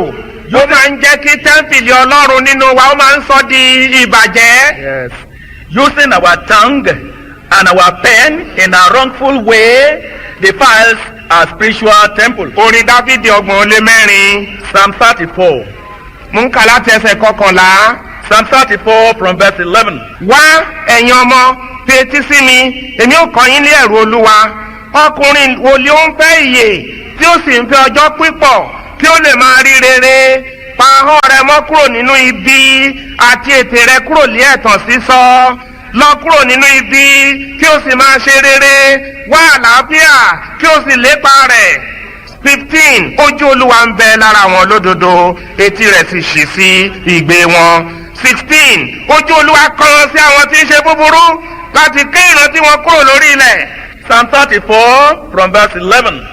Come ye children, hearken unto me, I will teach you the fear of the Lord. What man is he that desireth life and loveth many days, that he may see good? Keep thy tongue from evil, and thy lips from speaking guile. Depart from evil and do good, seek peace and pursue it. The eyes of the Lord are upon the righteous, and his ears are open unto their cry. The face of the Lord is against them that do evil, to cut off their remembrance of them from the earth. ní ọdún díẹ̀ sẹ́yìn. A few years back, láàrin Àpápá àti Èkó. between Lagos and Apapa, pákó gbẹ̀rẹ̀gẹ̀dẹ̀ kan tí wọ́n fi ń polówó ọjà síbẹ̀ wọ́n kọ nǹkan kan síbẹ̀ wọ́n ní John Holt means business in Nigeria. on an advertisement bill, something was boldly written, John Holt means business in Nigeria. wọ́n ní John Holt o ẹgbẹ́ oníṣòwò yẹn o ó ti pinnu pé òun máa ṣe gudugudu méje yàyà mẹ́fà ní ilẹ̀ Nàìjíríà. That is, John Holt had made up its mind to do very good, very profitable business in Nigeria. Ohun tí a wà fún nìyẹn o. That's what we are here for. Ohun tí ìjọ yìí wà fún nìyẹn o. This church is for business. Tí o bá ní ìpinnu tó yàtọ̀ síbẹ̀ ó ṣìnà ní o. If you have any other desire, you have missed the road. Ìbádá fún ẹ bí ó tẹ̀ ṣe pé mò ń gbàdúrà pé kọ́lọ́run mú ẹ dúró ni ṣùgbọ́n tí ọkọ ẹ bá ti yàtọ̀ sí ó ń fa àkókò ẹ ṣòfò ni nítorí pé nípa ìrànwọ́ Ọlọ́run àwa ò ní yí padà sí bí Ọlọ́run ti ṣe wá yìí. Amen. Dípò ká yí padà a fẹ́ máa tẹ̀síwájú nínú pípé nínú títọ́ nínú ìwà mímọ́ títí Jésù máa fi mú wa lọ ni ṣùgbọ́n pé a máa dẹwọ́ ẹ̀ sẹ́yìn Ọlọ́run ò ní jẹ́ o. Amen. Tó bá jẹ́ pé ìta ń ṣe yìí ìta ń sọ yìí tó bá ti le jù fún ọ yóò ṣe àǹfààní fún ọ kó yá gbégbá ẹ kó yá máa lọ. If you are otherwise minded, let me tell you, you are wasting your precious time here. Even though we are praying for you that God may change your plan, if you are otherwise minded. But if you want to determine to be otherwise minded, it will be better for you to find your way out. Because by the grace of God, we will never change. We will continue to speak the truth, and we are not going at any time to lower the standard by the grace of God. If therefore you find it to be too hard for you, if you find it to be unbearable and too tough, just find your way out, because we are not going to change. Ṣíṣí ahọ́n wa àti kálàmù wa lò. Wrongful use of our tongue and pen. Ó ní ọkùnrin wo ló ń fẹ́ ìyè tó sì ń fẹ́ ọjọ́ pípọ̀ tí ó lè máa rí rere kó pa ahọ́n rẹ̀ mọ́. What man is it that desireth life and love many days, that he may see good? Keep thy tongue from evil. Àti ètè rẹ̀ kúrò nínú sísọ ẹ̀tàn. And thy lips from speaking guile. Ìjọ yìí ìjọ mímọ́ ni o. This church is a holy church. A ò fẹ́ fi ẹnu wa sọ di àìmọ́. We don't want to defile it by our tongue. Ara wa gẹ́gẹ́ bí a ti gbọ́ ní tọ́lọ́run bá ti gba ọkàn wa là Ọlọ́run ti yà sọ́tọ̀ fún ìlò ẹ̀. As we were told, once God saves us, He has already dedicated our lives for His own use. Gbogbo ẹ̀yà ara wa pátápátá la gbọ́dọ̀ lò fún Ọlọ́run tá a bá ti lò lòdì sí à ń bà tẹ́ḿpìlì yẹn jẹ́ ni. And we must use every part of our body to the glory of God. If we use it differently, we are defiling the temple. Ó wá sọ fún wa pé ẹni tó bá ń fẹ́ ọjọ́ púpọ̀ tó ń fẹ́ àlàáfíà tó ń fẹ́ ire ahọ́n ẹ̀ ó ní kó kíyèsí Yes. bó ṣe máa lò ó. Yes. And it tells us, whoever wants life and many days, whoever desires good, to be very careful about the use of the tongue. Nígbà tó Ọlọ́run bá ti gba ọkàn wa là nípa Bíbélì sọ fún wa ọ̀pọ̀ ohun ti inú òní ẹnu máa ń sọ jáde. When God saves us, the Bible tells us something that out of the abundance of the heart, the mouth speaketh. Gẹ́gẹ́ bí àpẹẹrẹ For example, ẹ̀kọ́ tá ń kọ́ lóòrọ̀ yìí. our lesson this morning, Bóyá ó ti lé lóṣù kan tí mo ti ṣèdánilẹ́kọ̀ọ́ lórí ẹ̀ tí mo ti kà á tí mo ti lọ síbí tí mo ti lọ sọ́run tí mo ti ronú tí mo ti gbàdúrà lé lórí. maybe it's up to a month when I've been pondering, meditating, praying, considering over it. Ohun tí mo ti kà, ohun tí mo ti kọ́, ohun tí mo ti gbàdúrà lé lórí, òun ni mo ní àǹfààní láti máa tú jáde fún yín. It's what I have learned, what I already know, and what I prayed over, that I have the privilege to pour out to your hearing. Bákan náà ni ọ̀pọ̀ ohun tó wà nínú wa òun lẹ́nu ń sọ jáde ńgbà tí a bá di onígbàgbọ́ Bíbélì Ọlọ́run máa ń ṣe àkóso ahọ́n wa. And similarly, it is out of the abundance of what we have in our heart that our mouth speak. When we become Bible Christians, God controls our tongue. Èébú kì í jáde láti ẹnu ẹni tí a ti gbọ́kàn ẹ̀ là. Any abuse does not come out of the lips of a redeemed Ó person. ṣe tí ìgbọ́ wa pé arákùnrin ń bú arákùnrin, arábìnrin ń bú arábìnrin, àwọn méjèèjì sì ń ṣe féfé, wọn ò rí ìwúkara yẹn pé ìṣeféfé ẹ̀rí Jésù gbọ́kàn mi là, Jésù sọ mí di mímọ́, Jésù wò mí sàn, Jésù ṣe yìí ìṣeféfé lásán ni. It has come to our hearing that brothers are calling brothers names, Sisters are abusing sisters. We cannot see that old leaven, and we are glorying.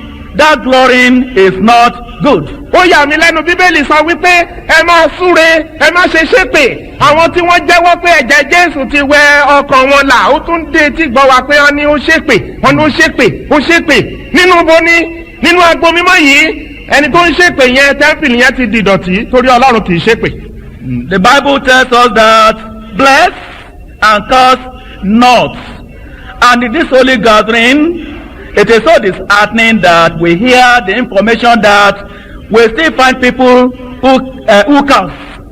And should there be any such person, that temple is already defiled because our God does not curse. Ohun tí Ọlọ́run fẹ́ ká kíyèsí nìyí pé ó yẹ ká yẹ̀ wò ìwúkàrà kíhùn yìí á máa sọ ìyẹ̀fun wa á máa sọ di ńlá.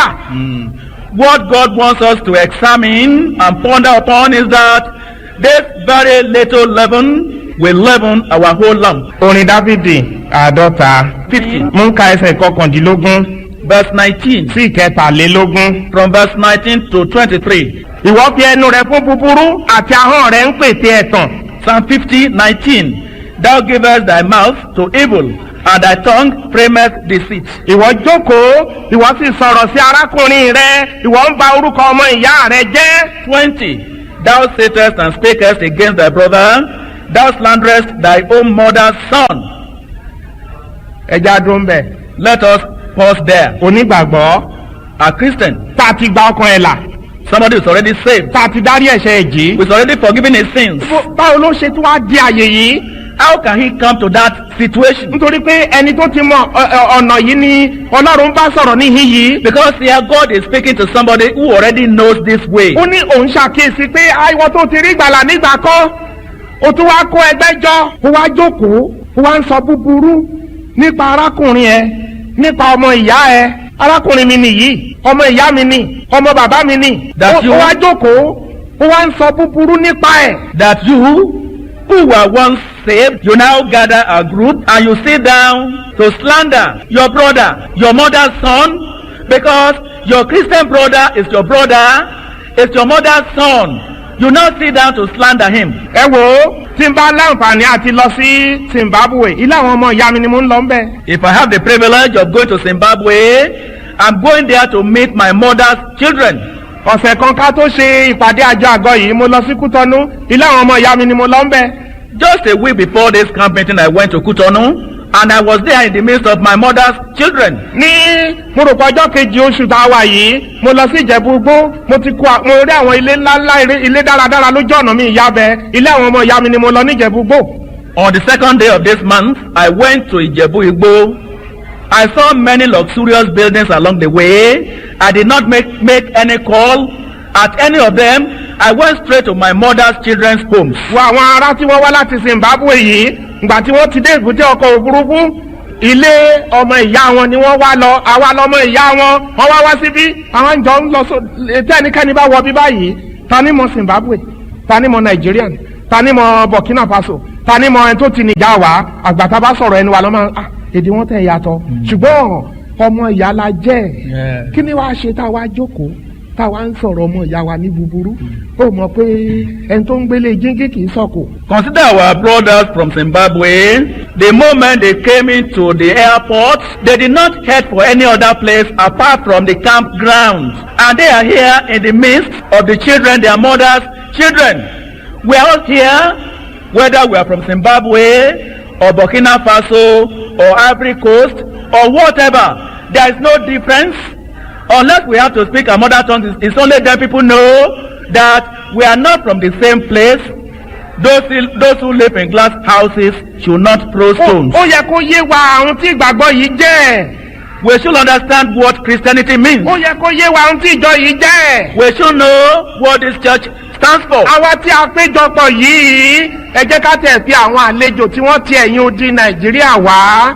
Níbo lẹ ti rí irú ìpàdé tí àwọn ọmọ Nàìjíríà láti orígun mẹ́rẹ̀ẹ̀rin tí wọ́n péjọpọ̀ báyìí tí àlàáfíà wà tí ìrọ̀rùn wà tí kò sí gbọ́n mi sí omi òtó.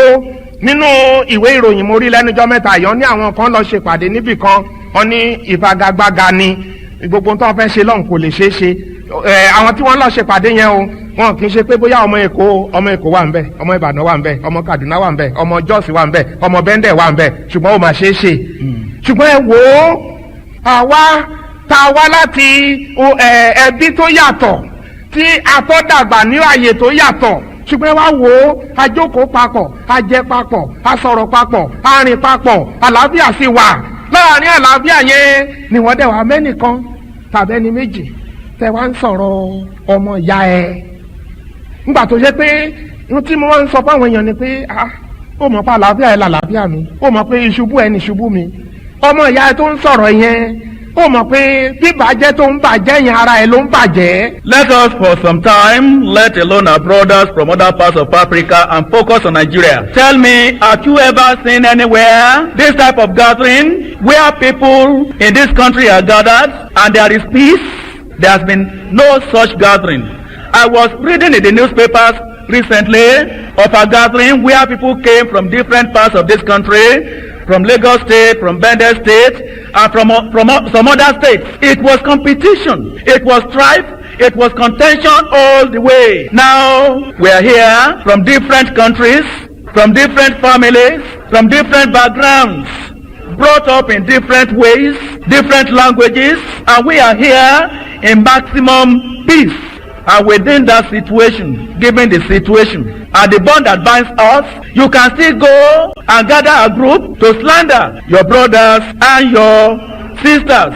Let us consider what I always say: your peace is my peace, your problem is my problem. And when I slander you, I slander myself.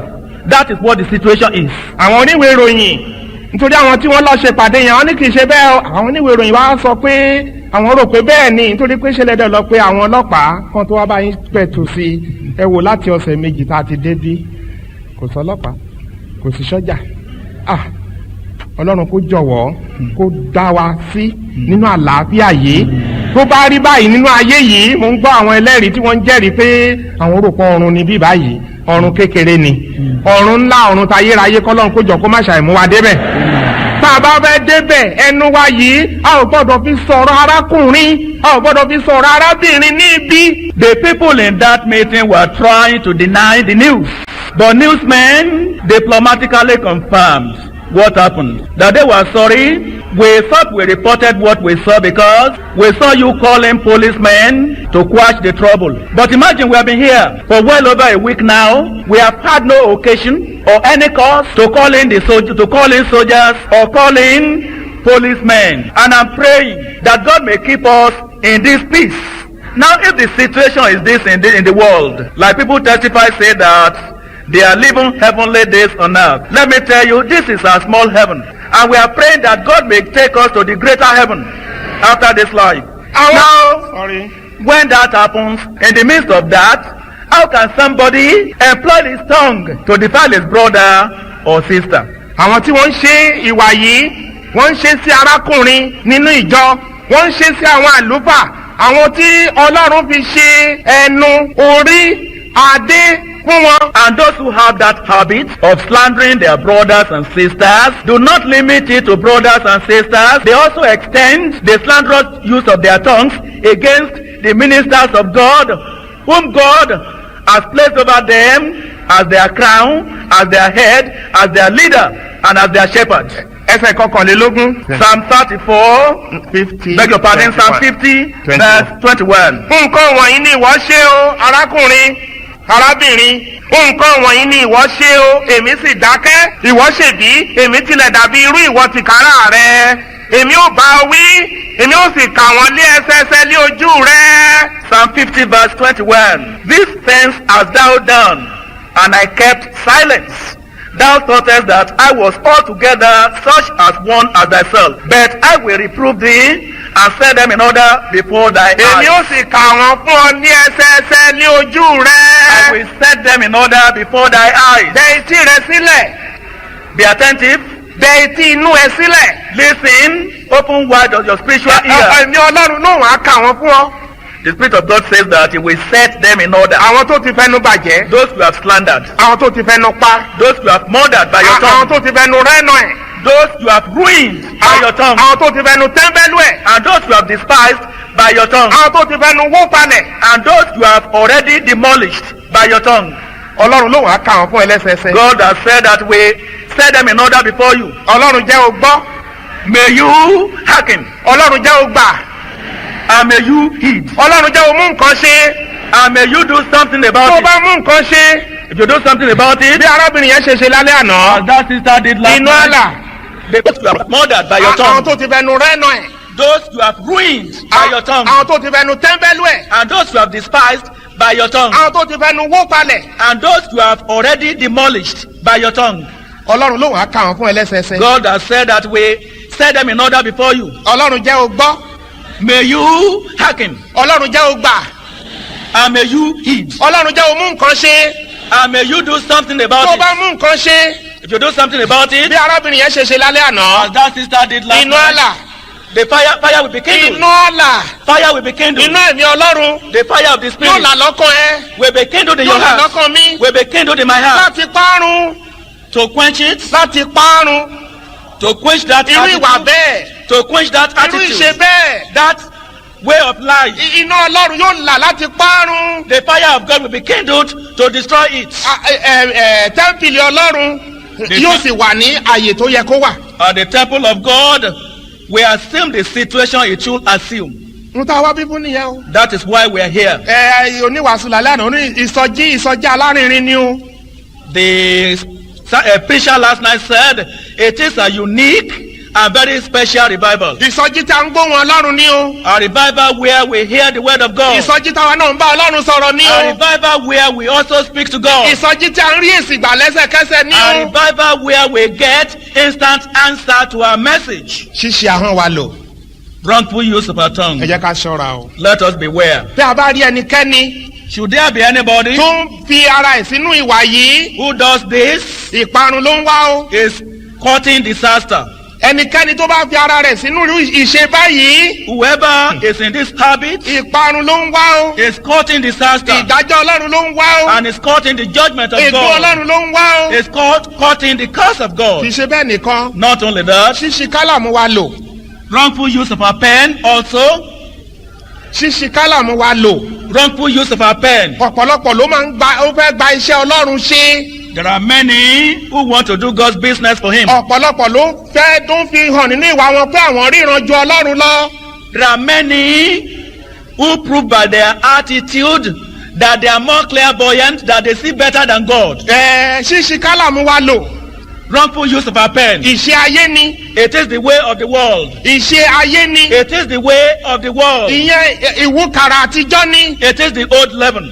a ò gbọ́dọ̀ mú wọnú ìyẹ̀fun titun yìí. And we should not bring it into this new lump. ìyẹn ni ó ń sọ fún wa nínú ẹ̀kọ́ kan tá a ṣe láìpẹ́ yìí nínú Gàlátíà orí karùn-ún pé arákùnrin ń bu arákùnrin jẹ à ń para wa ya lọ́nà báyìí ó lè rú máa ń bá hùn ká má máa bá a pa ara wa. In a recent lesson we did in Galatians 5, we are told that brothers are biting brothers, that is afraid that we might even start tearing each other apart. báwo How? ṣíṣí kálàmù wa lò Wrongful use of our láti pen máa kọ lẹ́tà tí kò lórúkọ. to write anonymous letters. lẹ́tà tí kò lórúkọ. Writing anonymous bíbélì sọ letters. fún wa pé olódodo láyà bí kìnìún olódodo ó láyà bí kìnìún. The Bible says that the righteous is as bold as a lion. àwọn tí wọ́n ń kọ lẹ́tà tí kò lórúkọ wọn kì í ṣe ọmọ ọlọ́run.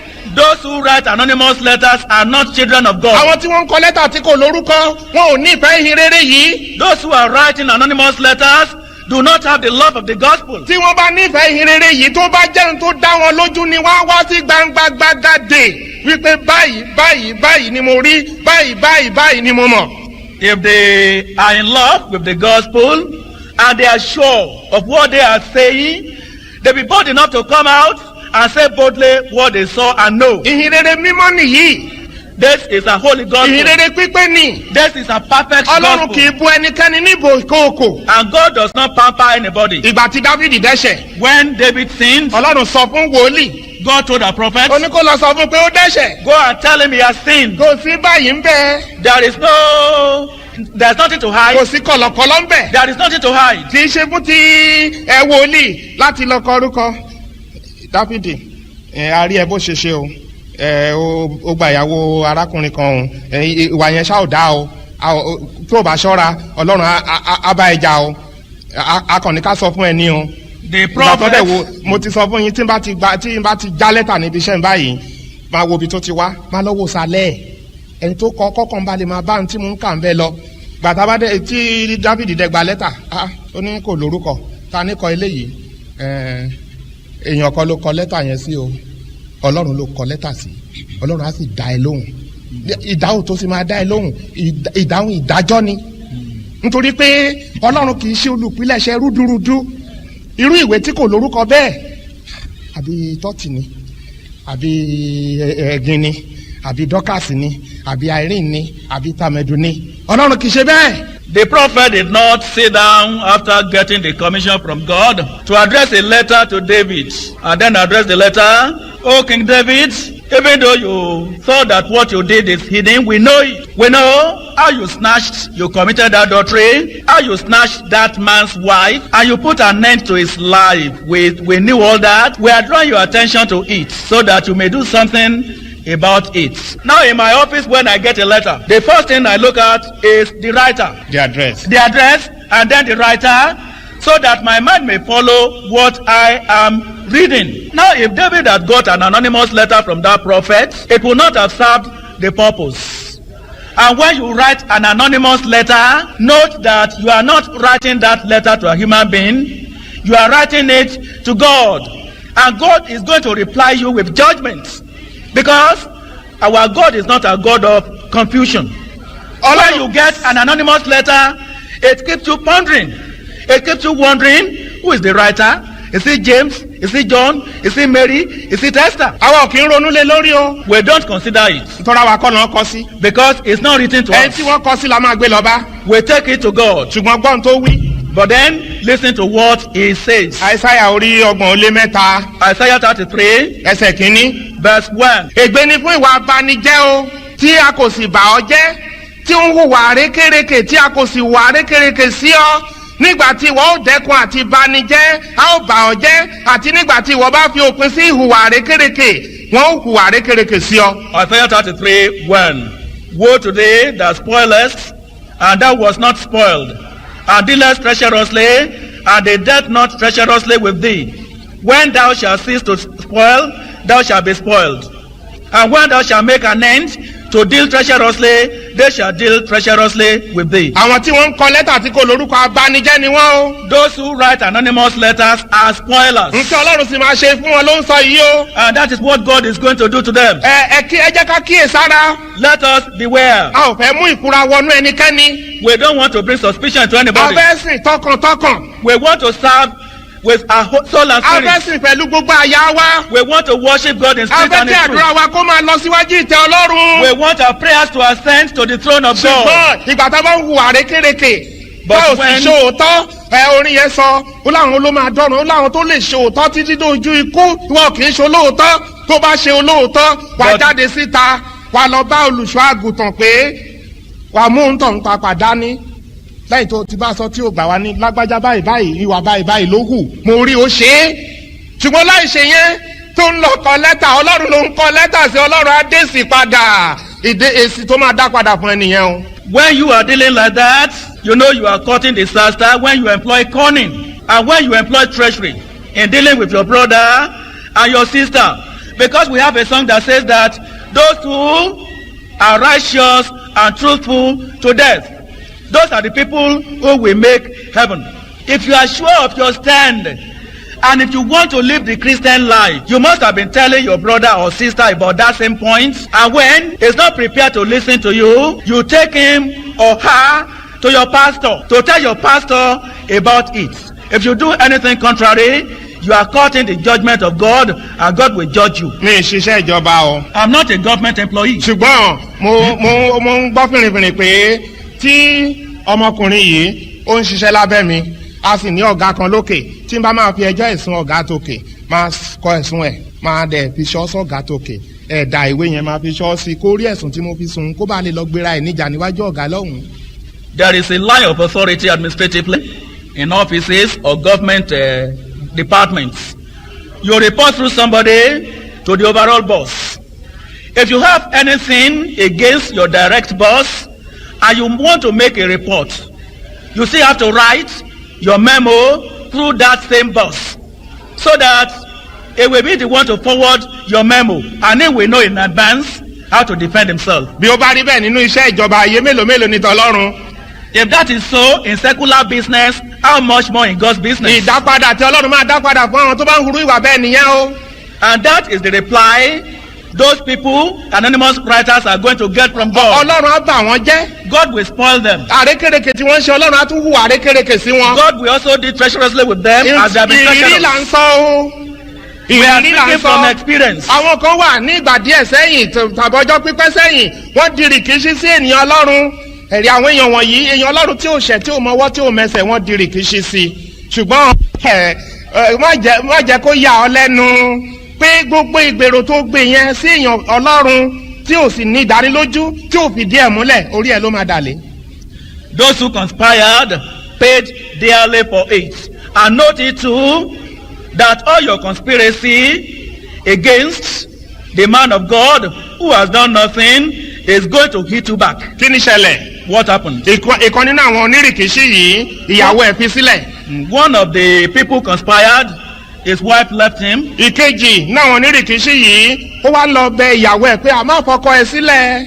And the second person in this conspiracy appealed to that wife to return to her husband. Ìròyìn wá dé etí ọkọ pé ọ̀rẹ́ ẹ̀ ó máa ń lọ sọ́dọ̀ ìyàwó ẹ̀. And then the husband got information that his friend was going to his wife. Ọkọ ìyàwó bá kó àwọn jàǹdùkú mẹ́rin ìgbà tó máa débẹ̀ ó bá ọ̀rẹ́ ẹ̀ tó ń jọ di rìkíṣí ó bá lọ́dọ̀ ìyàwó ẹ̀ tí ẹ̀ ló ń ṣe ń bẹ́ o wọ́n lù ú lálùpà síbẹ̀. And that husband employed 4 hefty thugs. And he took the 4 thugs to his wife's place and met his friend, appealing to the wife to return to him, not knowing that his friend was there in his own interest. And they beat him there to death. Ó wá gbé ọmọkùnrin yẹn ọ̀rẹ́ ẹ̀ tó ti lù lálùpà yẹn ó gbé lọ sí ọgbà ọlọ́pàá. Took the half-dead friend to the police station. Ẹni tí wọ́n di rìkíṣí sí èèyàn Ọlọ́run tí wọ́n di rìkíṣí sí òun ló tún wá lọ síbẹ̀ láti lọ gbà á sílẹ̀. And it was that same man of God against whom they conspired who went to the police station to bail them out. Ẹni tí wọ́n di rìkíṣí sí yìí òun ni wọ́n tún gbé àwọn onírìkíṣí tí wọ́n ti lura wọn lálùpà yìí òun tó tún gbé wá bá ló tún tọ́jú wọn títí wọ́n fi rí ìwòsàn gbà. And the man of God against whom they conspired was that same man unto whom these people were brought to be cared for until they were healed. Ó yẹ kó ti mọ pé àwa kì í bo ẹ̀ṣẹ̀.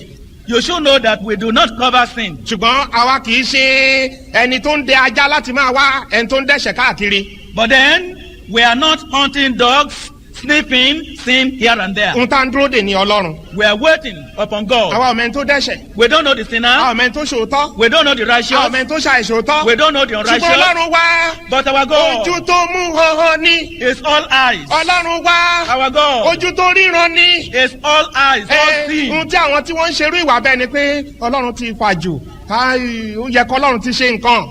The belief of the people write anonymous letters is that, well, God is too slow. He should have done something quick. Ọlọ́run tó slow yẹn làwa fẹ́ tẹ̀lé o. We want to follow that slow God. Ìgbà tó bá gẹ́gẹ́ bí arábìnrin yẹn ìgbà tó bá ní ó ti tan green light ẹ máa lọ ìgbà yẹn làwa máa lọ o.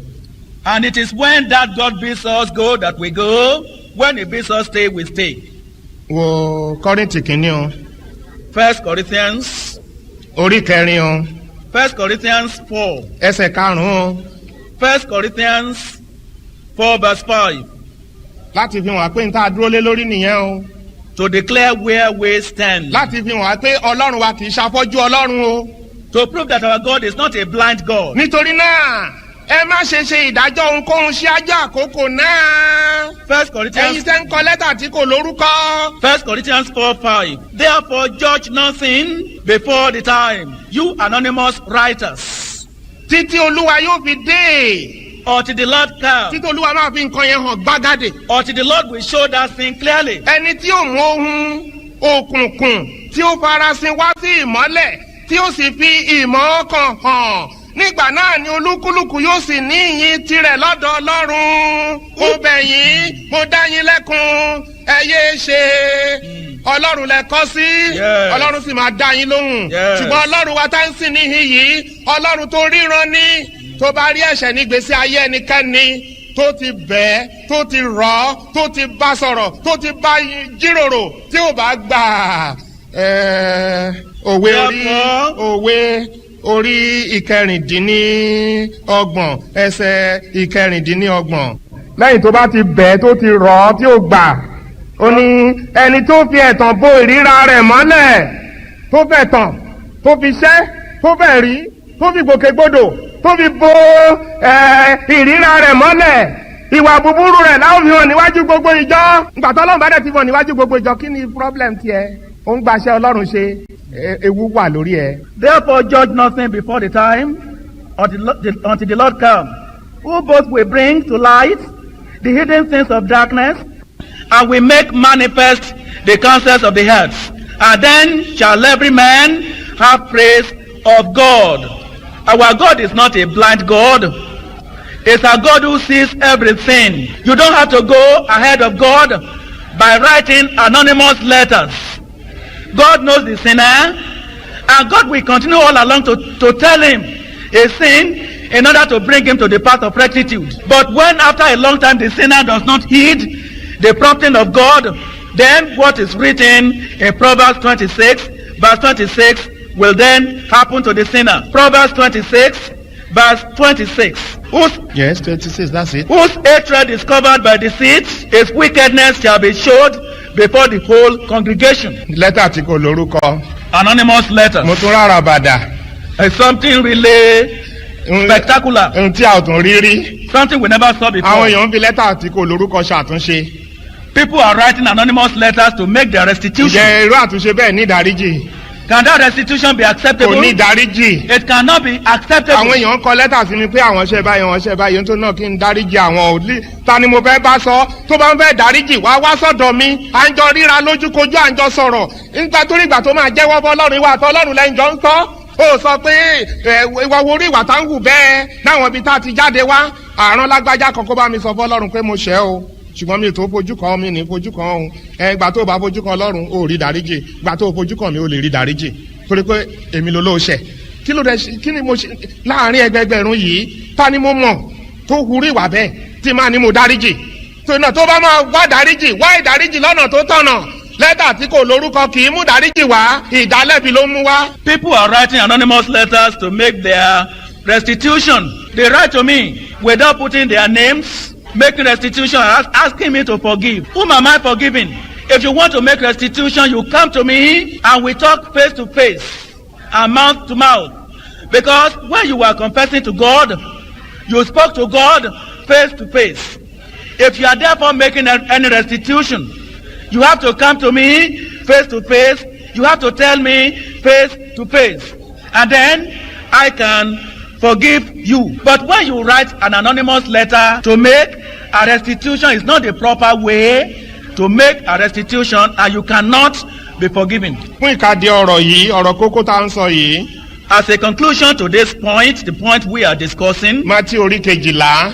Matthew 12, ẹsẹ̀ 40 àti 40 Matthew 12, 36 and 37. Ṣùgbọ́n mo wí fún yín o, gbogbo ẹ̀yin ìjọ Ọlọ́run yìí níbikíbi tẹ́ ti lè wá o. Ṣùgbọ́n mo wí fún yín o, gbogbo ọ̀rọ̀ wèrè tí ènìyàn ń sọ, wọn ó jiyìn rẹ̀ lé ọjọ́ ìdájọ́ o. Matthew 12, 36. But I say unto you, my brothers and sisters in this fold, but I say unto you, that every idle word that men shall speak, they shall give account thereof in the day of judgment. Ẹsẹ̀ 37. 37. Nítorí nípa ọ̀rọ̀ rẹ, èyí tó fi ẹnu ẹ sọ, èyí tó fi lẹ́tà tó fi kálàmù ẹ sọ. For by thy words, either the words of mouth, or the ones you write with your pen. Nítorí nípa ọ̀rọ̀ rẹ, la ó fi dá ọ láre, nípa ọ̀rọ̀ rẹ, la ó sì fi dá ọ lẹ́bi. For by thy words thou shalt be justified, and by thy words thou shalt be condemned. Kíyèsára o. Beware. Bí o ṣe ń lo ahọ́n ẹ. Beware the way you use your tongue. Kíyèsára o. Beware. Bó ṣe ń lo kálàmù ẹ. The way you use your pen. Ìjọ mímọ́ nìyí. This is a holy fold. A sì fẹ́ sin Ọlọ́run ní mímọ́ àti lótìtọ́ àti lódodo ní gbogbo ọjọ́ ayé wa. And we want to serve God in holiness and righteousness all the days of our life. bíba tẹ́ḿpìlì ọlọ́run jẹ́. Defiling the temple of ohun God. ewu ni. It is a risky thing to do. ohun ewu ni. It is a risky thing to do. ibi tí a kọ́kọ́ kà ní ìbẹ̀rẹ̀ ó lẹ́ni tó bá ba tẹ́ḿpìlì ọlọ́run jẹ́ òun fúnra ara òun ọlọ́run lòun máa bà á jẹ́. The first reference we made tells us that God will defile whoever defiles his temple. ọlọ́run tá à ń sin ọlọ́run ètò ni. The God we are serving is a God of order. ọlọ́run ètò. A God of order. tó sì fún gbogbo sétò. And he has set everything in order. tí a bá ti yẹ kúrò lórí ètò. And once we are disorderly, tó bá ti yẹ kúrò lórí ìlànà. once we go out of God's plan, rúdurùdu ló máa ń ṣẹlẹ̀. confusion results nínú ọkàn wa. in our hearts, nínú ilé wa. in our houses, nínú agbo wa. in the fold of nínú God, ẹbí wa. in our family, ní orílẹ̀-èdè wa. in our nation. ṣíṣe ìfẹ́kúfẹ́ nípa ọ̀rẹ́ ọkùnrin àti ọ̀rẹ́ obìnrin. Another point, being lustful through boyfriend, girlfriend relationship. ṣíṣe ìfẹ́kúfẹ́ nípa ọ̀rẹ́ ọmọkùnrin àti ọmọbìnrin. Being lustful through boyfriend, girlfriend relationship. ìwúkàrà àtijọ́ ni. It is an old leaven. ìwúkàrà àtijọ́ ni. It is an old leaven. kò rí àyè nínú ìyẹ̀fun tuntun yìí. It should have no place in this new lamp. ohun tí ayé ń fi jẹun nìyẹn.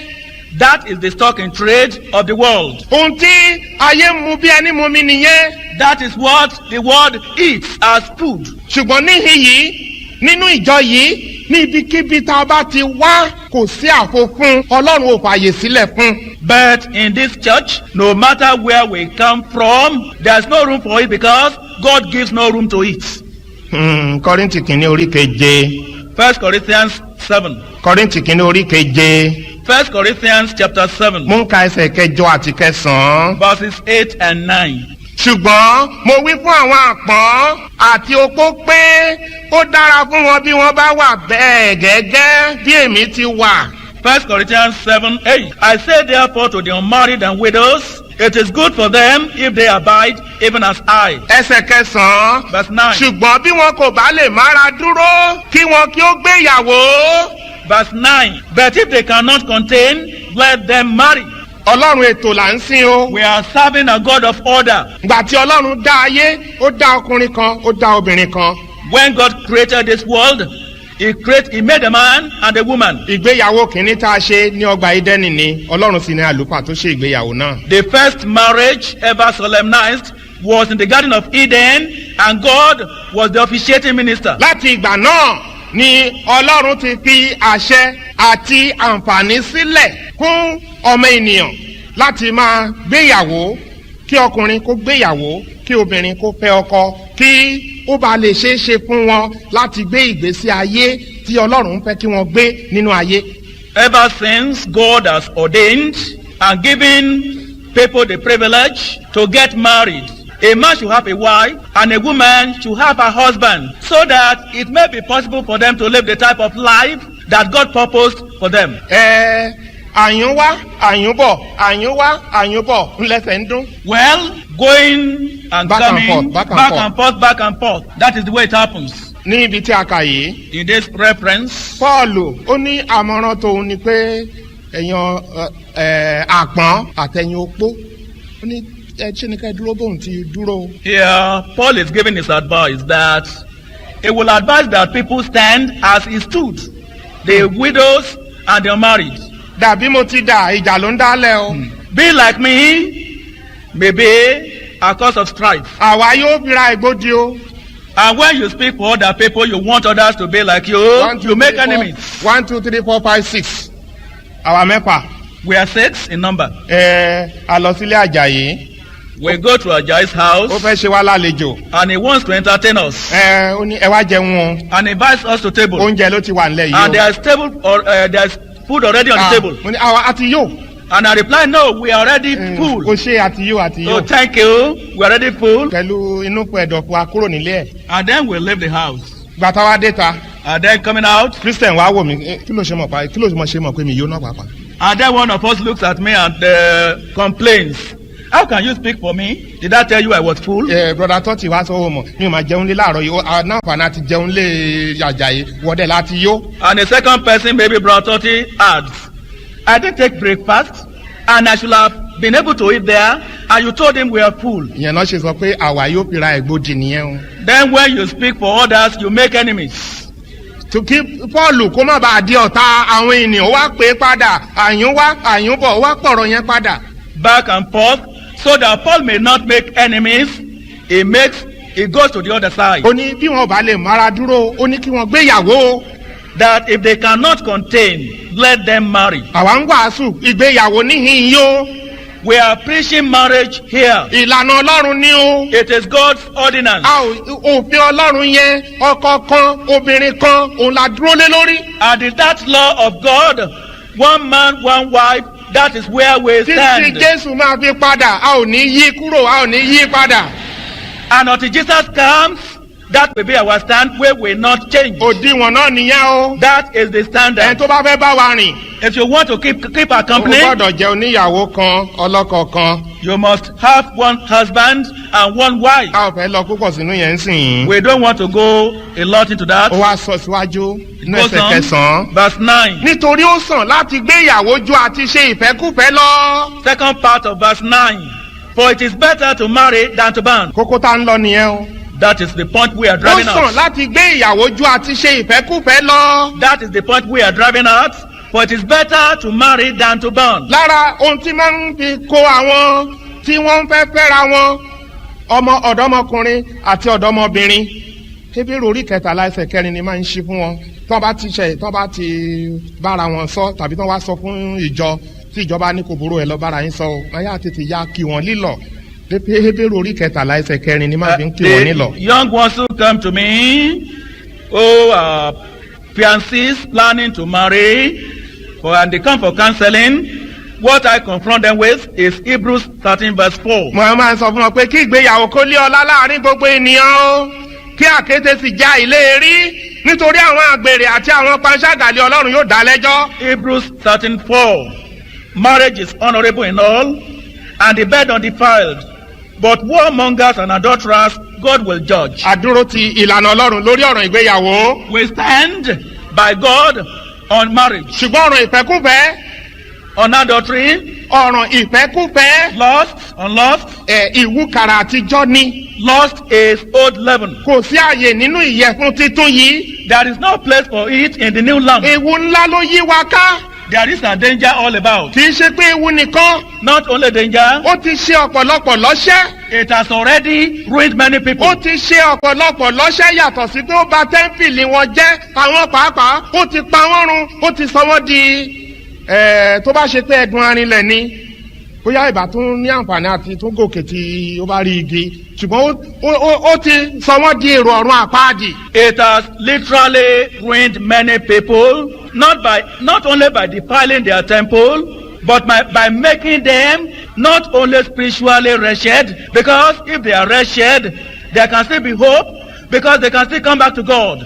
It has even made them candidates of hell. a ní kí èsàrà gidigidi tẹ́ḿpìlì ìyá ò gbọ́dọ̀ bá jẹ́. We really have to beware. We must not defile this temple nípa ìfẹ́kúfẹ́ through lust. láàrin ọmọkùnrin tí kò láya àti ọmọbìnrin tí kò lọ́kọ. Between unmarried men and an unmarried woman. láàrin obìnrin tó ti wà lẹ́nu ọkọ ṣùgbọ́n tí ọkọ kú tàbí tó ṣàtúnṣe pẹ̀lú ọkùnrin míì ìwà tí ò bójúmu ní ìwà tó lòdì sí ìlànà Ọlọ́run ní ìwà tó ń ba ayé ọmọ èèyàn jẹ́ ní.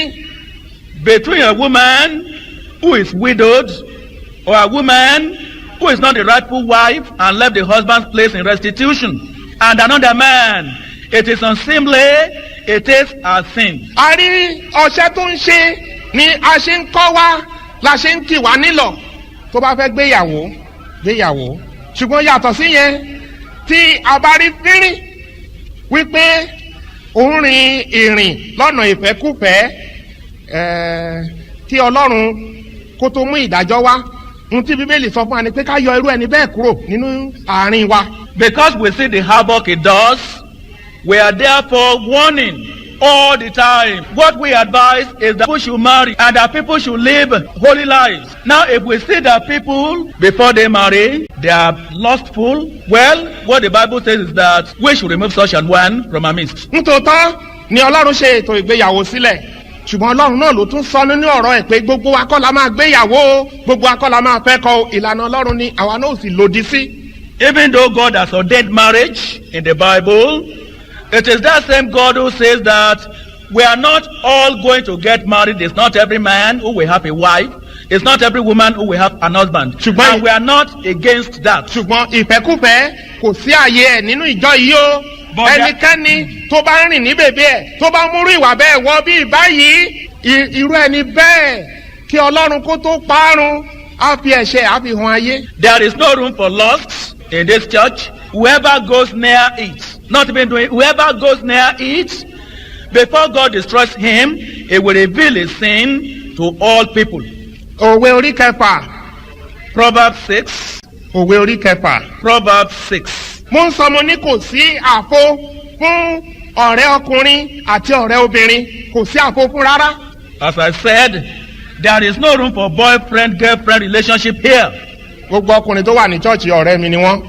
All the men in this church are my friends. gbogbo obìnrin tó wà ní chọ́ọ̀chì ọ̀rẹ́ mi ni wọ́n. And all the sisters, all the women in this church are my friends. nítorí pé ọmọ ọlọ́run ni wọ́n. Because they are children of God. ọ̀rẹ́ yẹn kọ́ là ń wí. Not that type of relationship. irú ọ̀rẹ́ bẹ́ẹ̀ kọ́ là ń wí. Not that type of relationship. ṣùgbọ́n ọ̀rẹ́ tó ń fini lọ sínú ìfẹ́kúfẹ́ kò sí àyè fún ìwúkàrà àtijọ́ ní. But the type of relationship that takes us into sin, that is old leaven. òwe orí kẹfà ẹsẹ̀ ogún. Proverbs 6 verse 20. ọmọ mi pa àṣẹ bàbá rẹ mọ́ kí ìwọ kí ó má ṣe kọ òfin ìyá rẹ sílẹ̀. My son, keep thy father's commandment and forsake not the law of thy mother. bí wọ́n mọ́ àyà rẹ nígbà gbogbo kí ìwọ kó sì so ó mọ́ ọrùn rẹ. 21. Bind them continually upon thy heart and tie them about thy neck. nígbà tí ìwọ bá rìn yóò máa ṣe amọ̀nà rẹ nígbà tí ìwọ bá sùn yóò máa ṣọ́ ọ nígbà tí ìwọ bá sì jí yóò máa bá ọ sọ̀rọ̀. 22. When thou goest, it shall lead thee.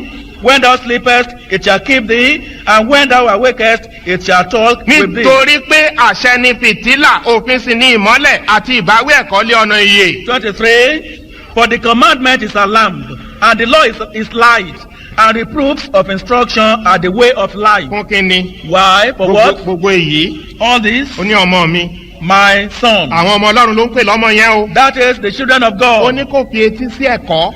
Keep thy father's commandments. kò fi etí sí ẹ̀kọ́ bàbá Keep rẹ. thy father's commandments. ọlọ́run ní bàbá wa. God is our ó ní father. ká fi etí sẹ́kọ̀ọ́ ẹ̀. That we should keep his ó ní commandments. òfin yẹn ó ní fìtílà o.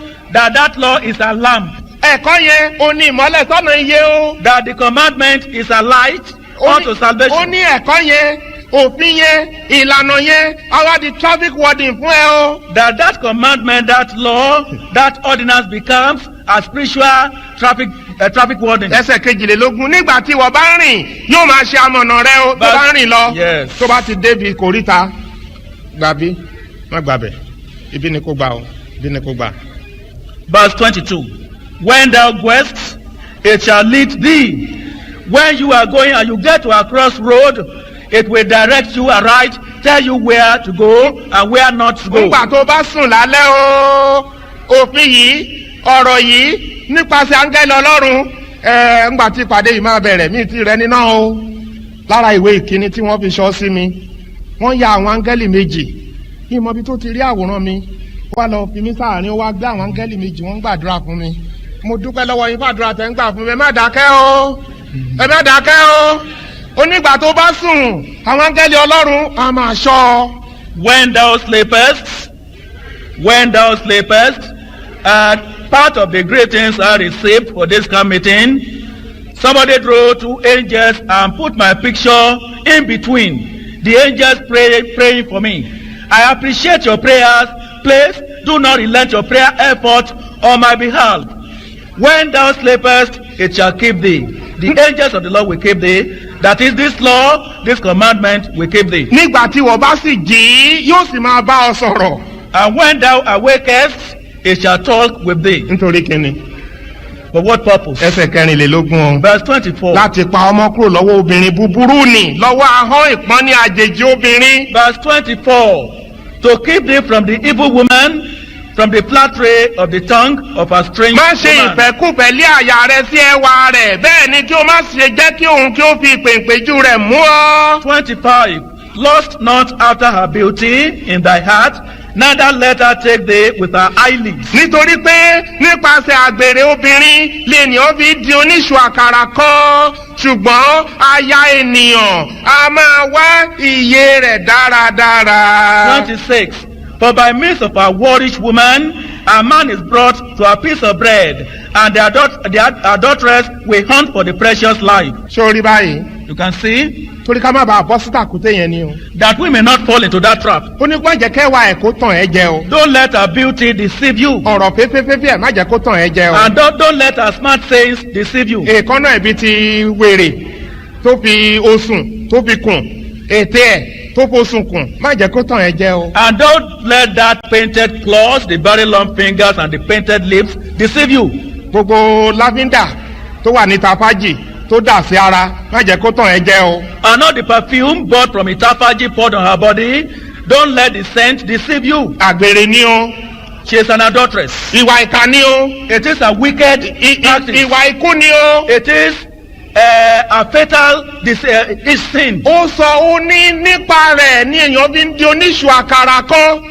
And that through that man is brought to a piece of bread. nípa irú ìwà bẹ́ẹ̀ kò ní náṣọ lọ́rùn kò ní ní owó kò ní ní oúnjẹ kò ní ní ohunkóhun. That through that whorish way of life, there be no money, there be no clothing, and you will lack many essential things of life.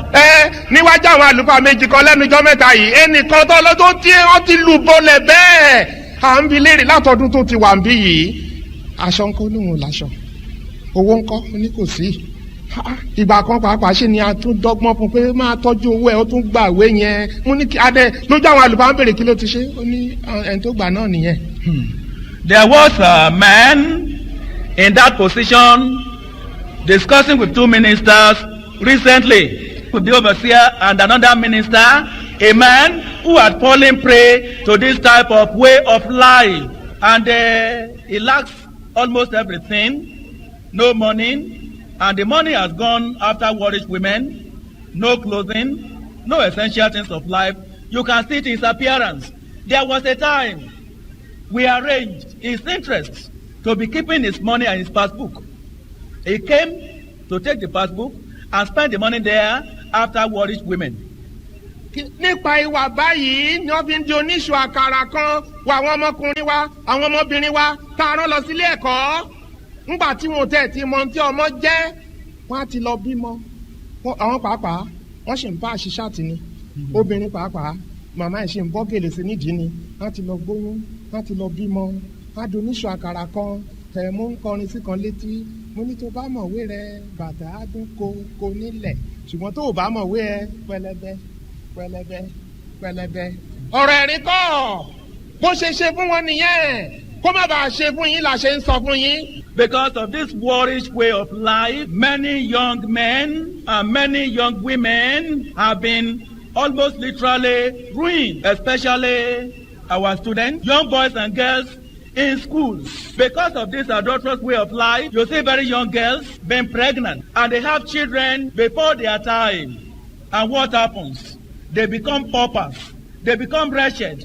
Whereas, if you are very serious at your studies, you prosper in life, and you are numbered among highly exalted people. But when you don't take your studies very seriously, and you take to that way of life at an early stage of life, you become a pauper, you become wretched. orí keje. Proverbs 7. ẹsẹ̀ kẹrìnlélógún. Proverbs 7:24. ǹjẹ́ nísinsìnyí ẹ̀yin ọmọ ẹ fetí sí tèmi kí ẹ sì fiyèsí ọ̀rọ̀ ẹnu mi. Proverbs 7:24. Hearken unto me now, therefore, O ye children, and attend to the words of my mouth. má ṣe jẹ́ kí àyà rẹ tó tẹ̀ sí ọ̀nà rẹ̀ má ṣe ṣìnà lọ sí ilé o nípa ọ̀nà ẹ̀. 25. Let not thy heart decline to her ways. Go not astray in her paths. má ṣe ṣìnà lọ síbẹ̀ o. Go not astray in her paths. nítorí kíni Why? wọ́n náà mọ̀ o.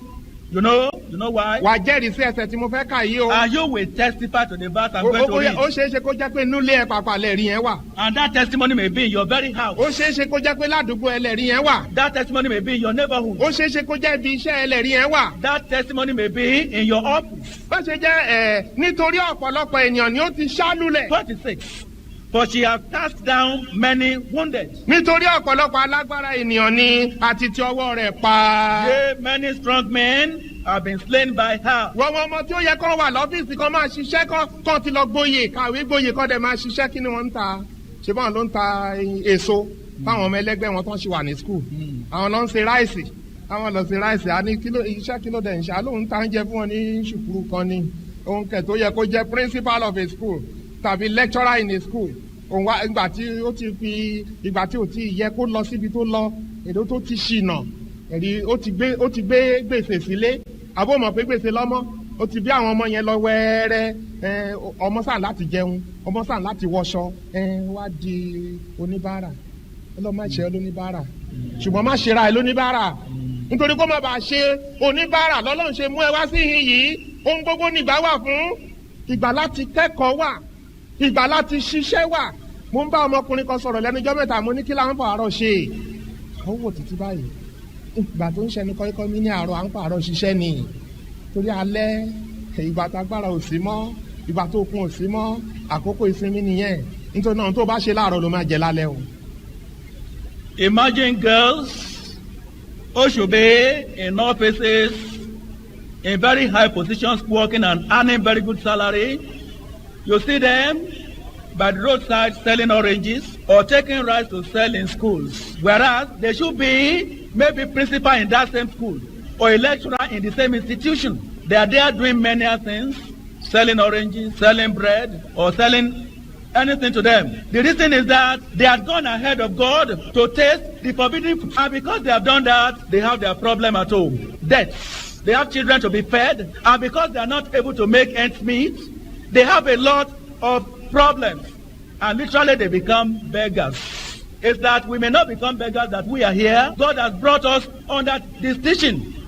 And I'm praying that we don't turn ourselves into beggars. I was asking a young man, what are you to do in the early part of your life? Literally, what are we to do in the morning? In the morning of our life? Well, he did not get the answer straight. And I told him, the early part of our life or the early part of the day is meant for work. And when we make effort at the early stage of our life, we are able to stand on our feet and we are able to make savings against the rainy day, against old age. When we fail to do what we should do when we are young, when we are old, we are certainly going to do it.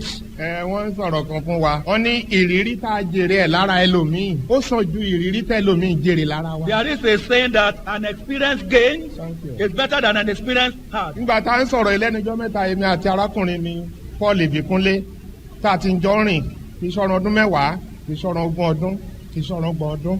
Aráwọ̀ tá a jọ dìde nínú iṣẹ́ yìí tó ṣe pé wọ́n ti gbarú ọ̀nà tá a ń wí yìí wọn ò jára ayé lónìí wọn ò jára ọ̀run. Mo máa ń sọ fún bra Paul pé kí lọ́lọ́run rí lára tiwa tí ò jẹ́ kí àwọn èèyàn máa kọ́ àpẹẹrẹ búburú. bàtà ń sọ̀rọ̀ ẹlẹ́nujọ́ mẹ́ta èmi àti arákùnrin mi Paul Ìbíkúnlé tá a ti ń jọ rìn kì í ṣọ̀rọ̀ ọdún mẹ́wàá kì í ṣọ̀rọ̀ ogún ọdún kì í ṣọ̀rọ̀ ọgbọ̀n ọdún.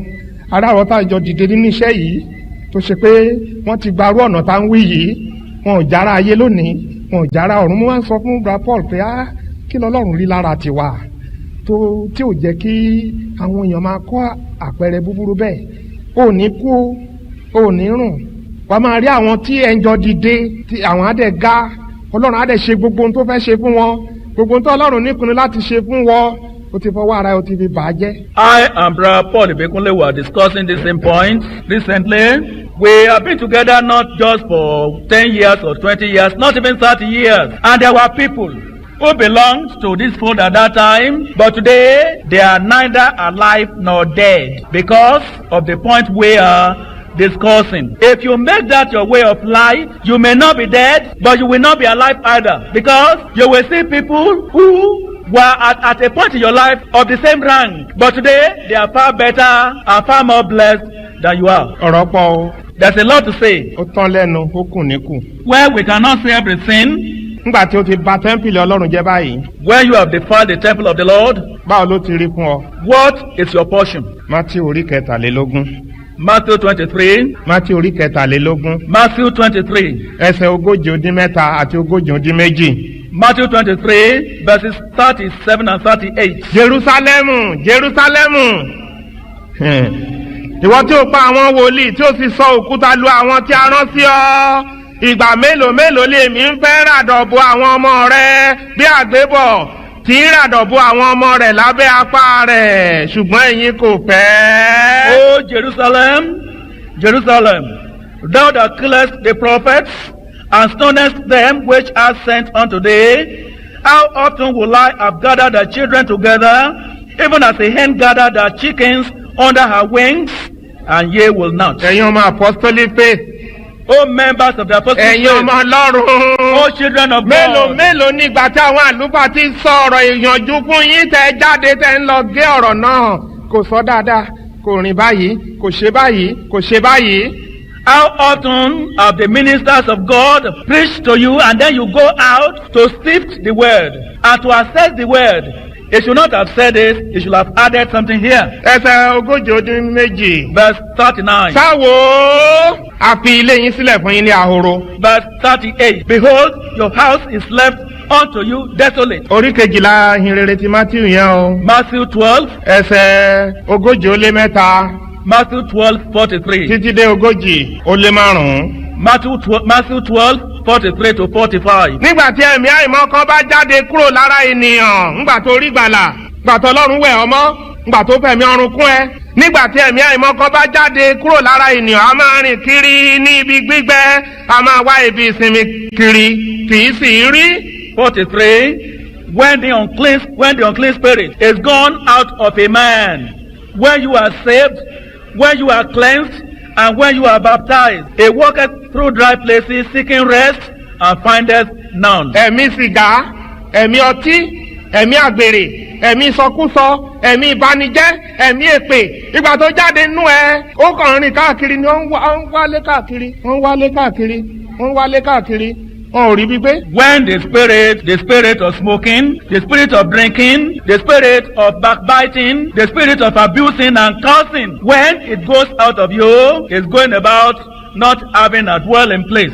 Nígbà náà ni í wí pé èmi ó padà lọ sí ilé mi àtijọ́, ibi tí mo ti jáde tẹ́lẹ̀, níbi tí mo gbé ti jáde wá. Nígbà tí ó sì dé, ó ṣòfò àgbàmọ́ àṣelọ́ṣọ̀ọ́. Verse 44. Then he says, I will return into my house from whence I came out. And when he is come, he findeth it empty, swept, and garnished. Bí ó ṣe rí nìyẹn o. That is the case. Ìgbà tó dé. When he comes, ó rí i pé ó dẹ̀ ti ń yọ́gbọ́n yọ́ sìgá mu. He discovers that you're already secretly smoking. Ó ti rí i pé ọmọbìnrin yìí ó dẹ̀ ti ní girlfriend, ọmọkùnrin yìí ó ti ní boyfriend, inú ẹ̀ ti dùn sí ẹ. And discovers that, alas, she already has a boyfriend, he already has a girlfriend, and he's so happy. Ó tún yẹ̀ wò, ó máa rí ní casino lánàá, ó ti ń lọ sinimá. And he examines further. I saw him in casino yesterday. He already goes to movies. Mo tẹ̀ rí ní Láfíàjì nílé tẹ́tẹ́, ó dẹ̀ ti ń ta tẹ́tẹ́. I saw him in Láfíàjì in a pool house. So he plays the pool. Mo tẹ̀ tún ṣàkíyèsí, ṣé bí ìyàwó ẹ̀ kejì ti jọ sí ṣe ló lé jáde, ó dẹ̀ tún ti níyàwó kejì sí. I have observed. I remember when he was fearing in the Lord, he drove out his second wife. Now he got a second wife again. Inú ẹ̀ dùn. He's so happy. Inú èṣù dùn. The devil is so happy. Ó wá padà. He comes back. Nígbà náà lé ó lọ, ó sì mú ẹ̀mí méje mìíràn pẹ̀lú ara rẹ̀ tí ó burú ju ti ohun tìkára rẹ̀ lọ. Wọ́n bọ́ sí inú rẹ̀, wọ́n sì ń gbé ibẹ̀. Ìgbẹ̀yìn ọkùnrin náà sì burú ju ti ìṣáájú rẹ̀ lọ. Gẹ́gẹ́ bẹ́ẹ̀ ni yóò rí fún ìran búburú yìí pẹ̀lú. Verse 45. Then goeth he and taketh with himself 7 other spirits more wicked than himself, and they enter in and dwell there. And the last state of that man is worse than the first. Even so shall it be also unto this wicked generation. Kọ́ríńtì kìíní orí karùn-ún. 1 Corinthians 3. Kọ́ríńtì kìíní orí karùn-ún. Beg your pardon. 1 Corinthians 5. ẹsẹ̀ keje.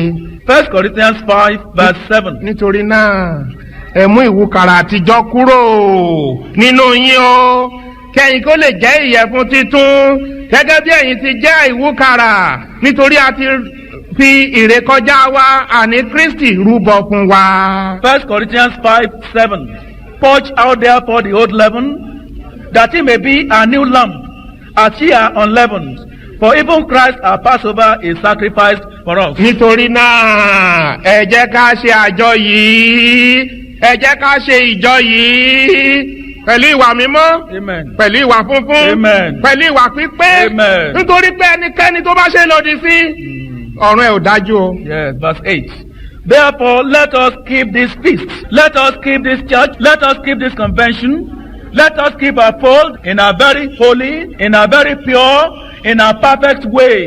Whoever is otherwise minded, whoever does contrary to that, is on a very ọ̀rọ̀ uncertain ìmọ̀ ground. náà nìyẹn sí ọ o. That is the word of God to you. ọ̀rọ̀ ìmọ̀ náà nìyẹn sí ọ o. That is the word of knowledge to ìríran you. náà ní sí ọ o. That is the vision to you. nípa tẹ́ḿpìlì ọlọ́run tó ń bẹ nínú ọkàn About the ẹ. temple of God in your heart. àsọtẹ́lẹ̀ nìyẹn o. That is the prophecy. bó ti rí nìyẹn o. That is the situation. ó wá kù sí ọlọ́run fẹ́ kí ọlọ́run ṣe.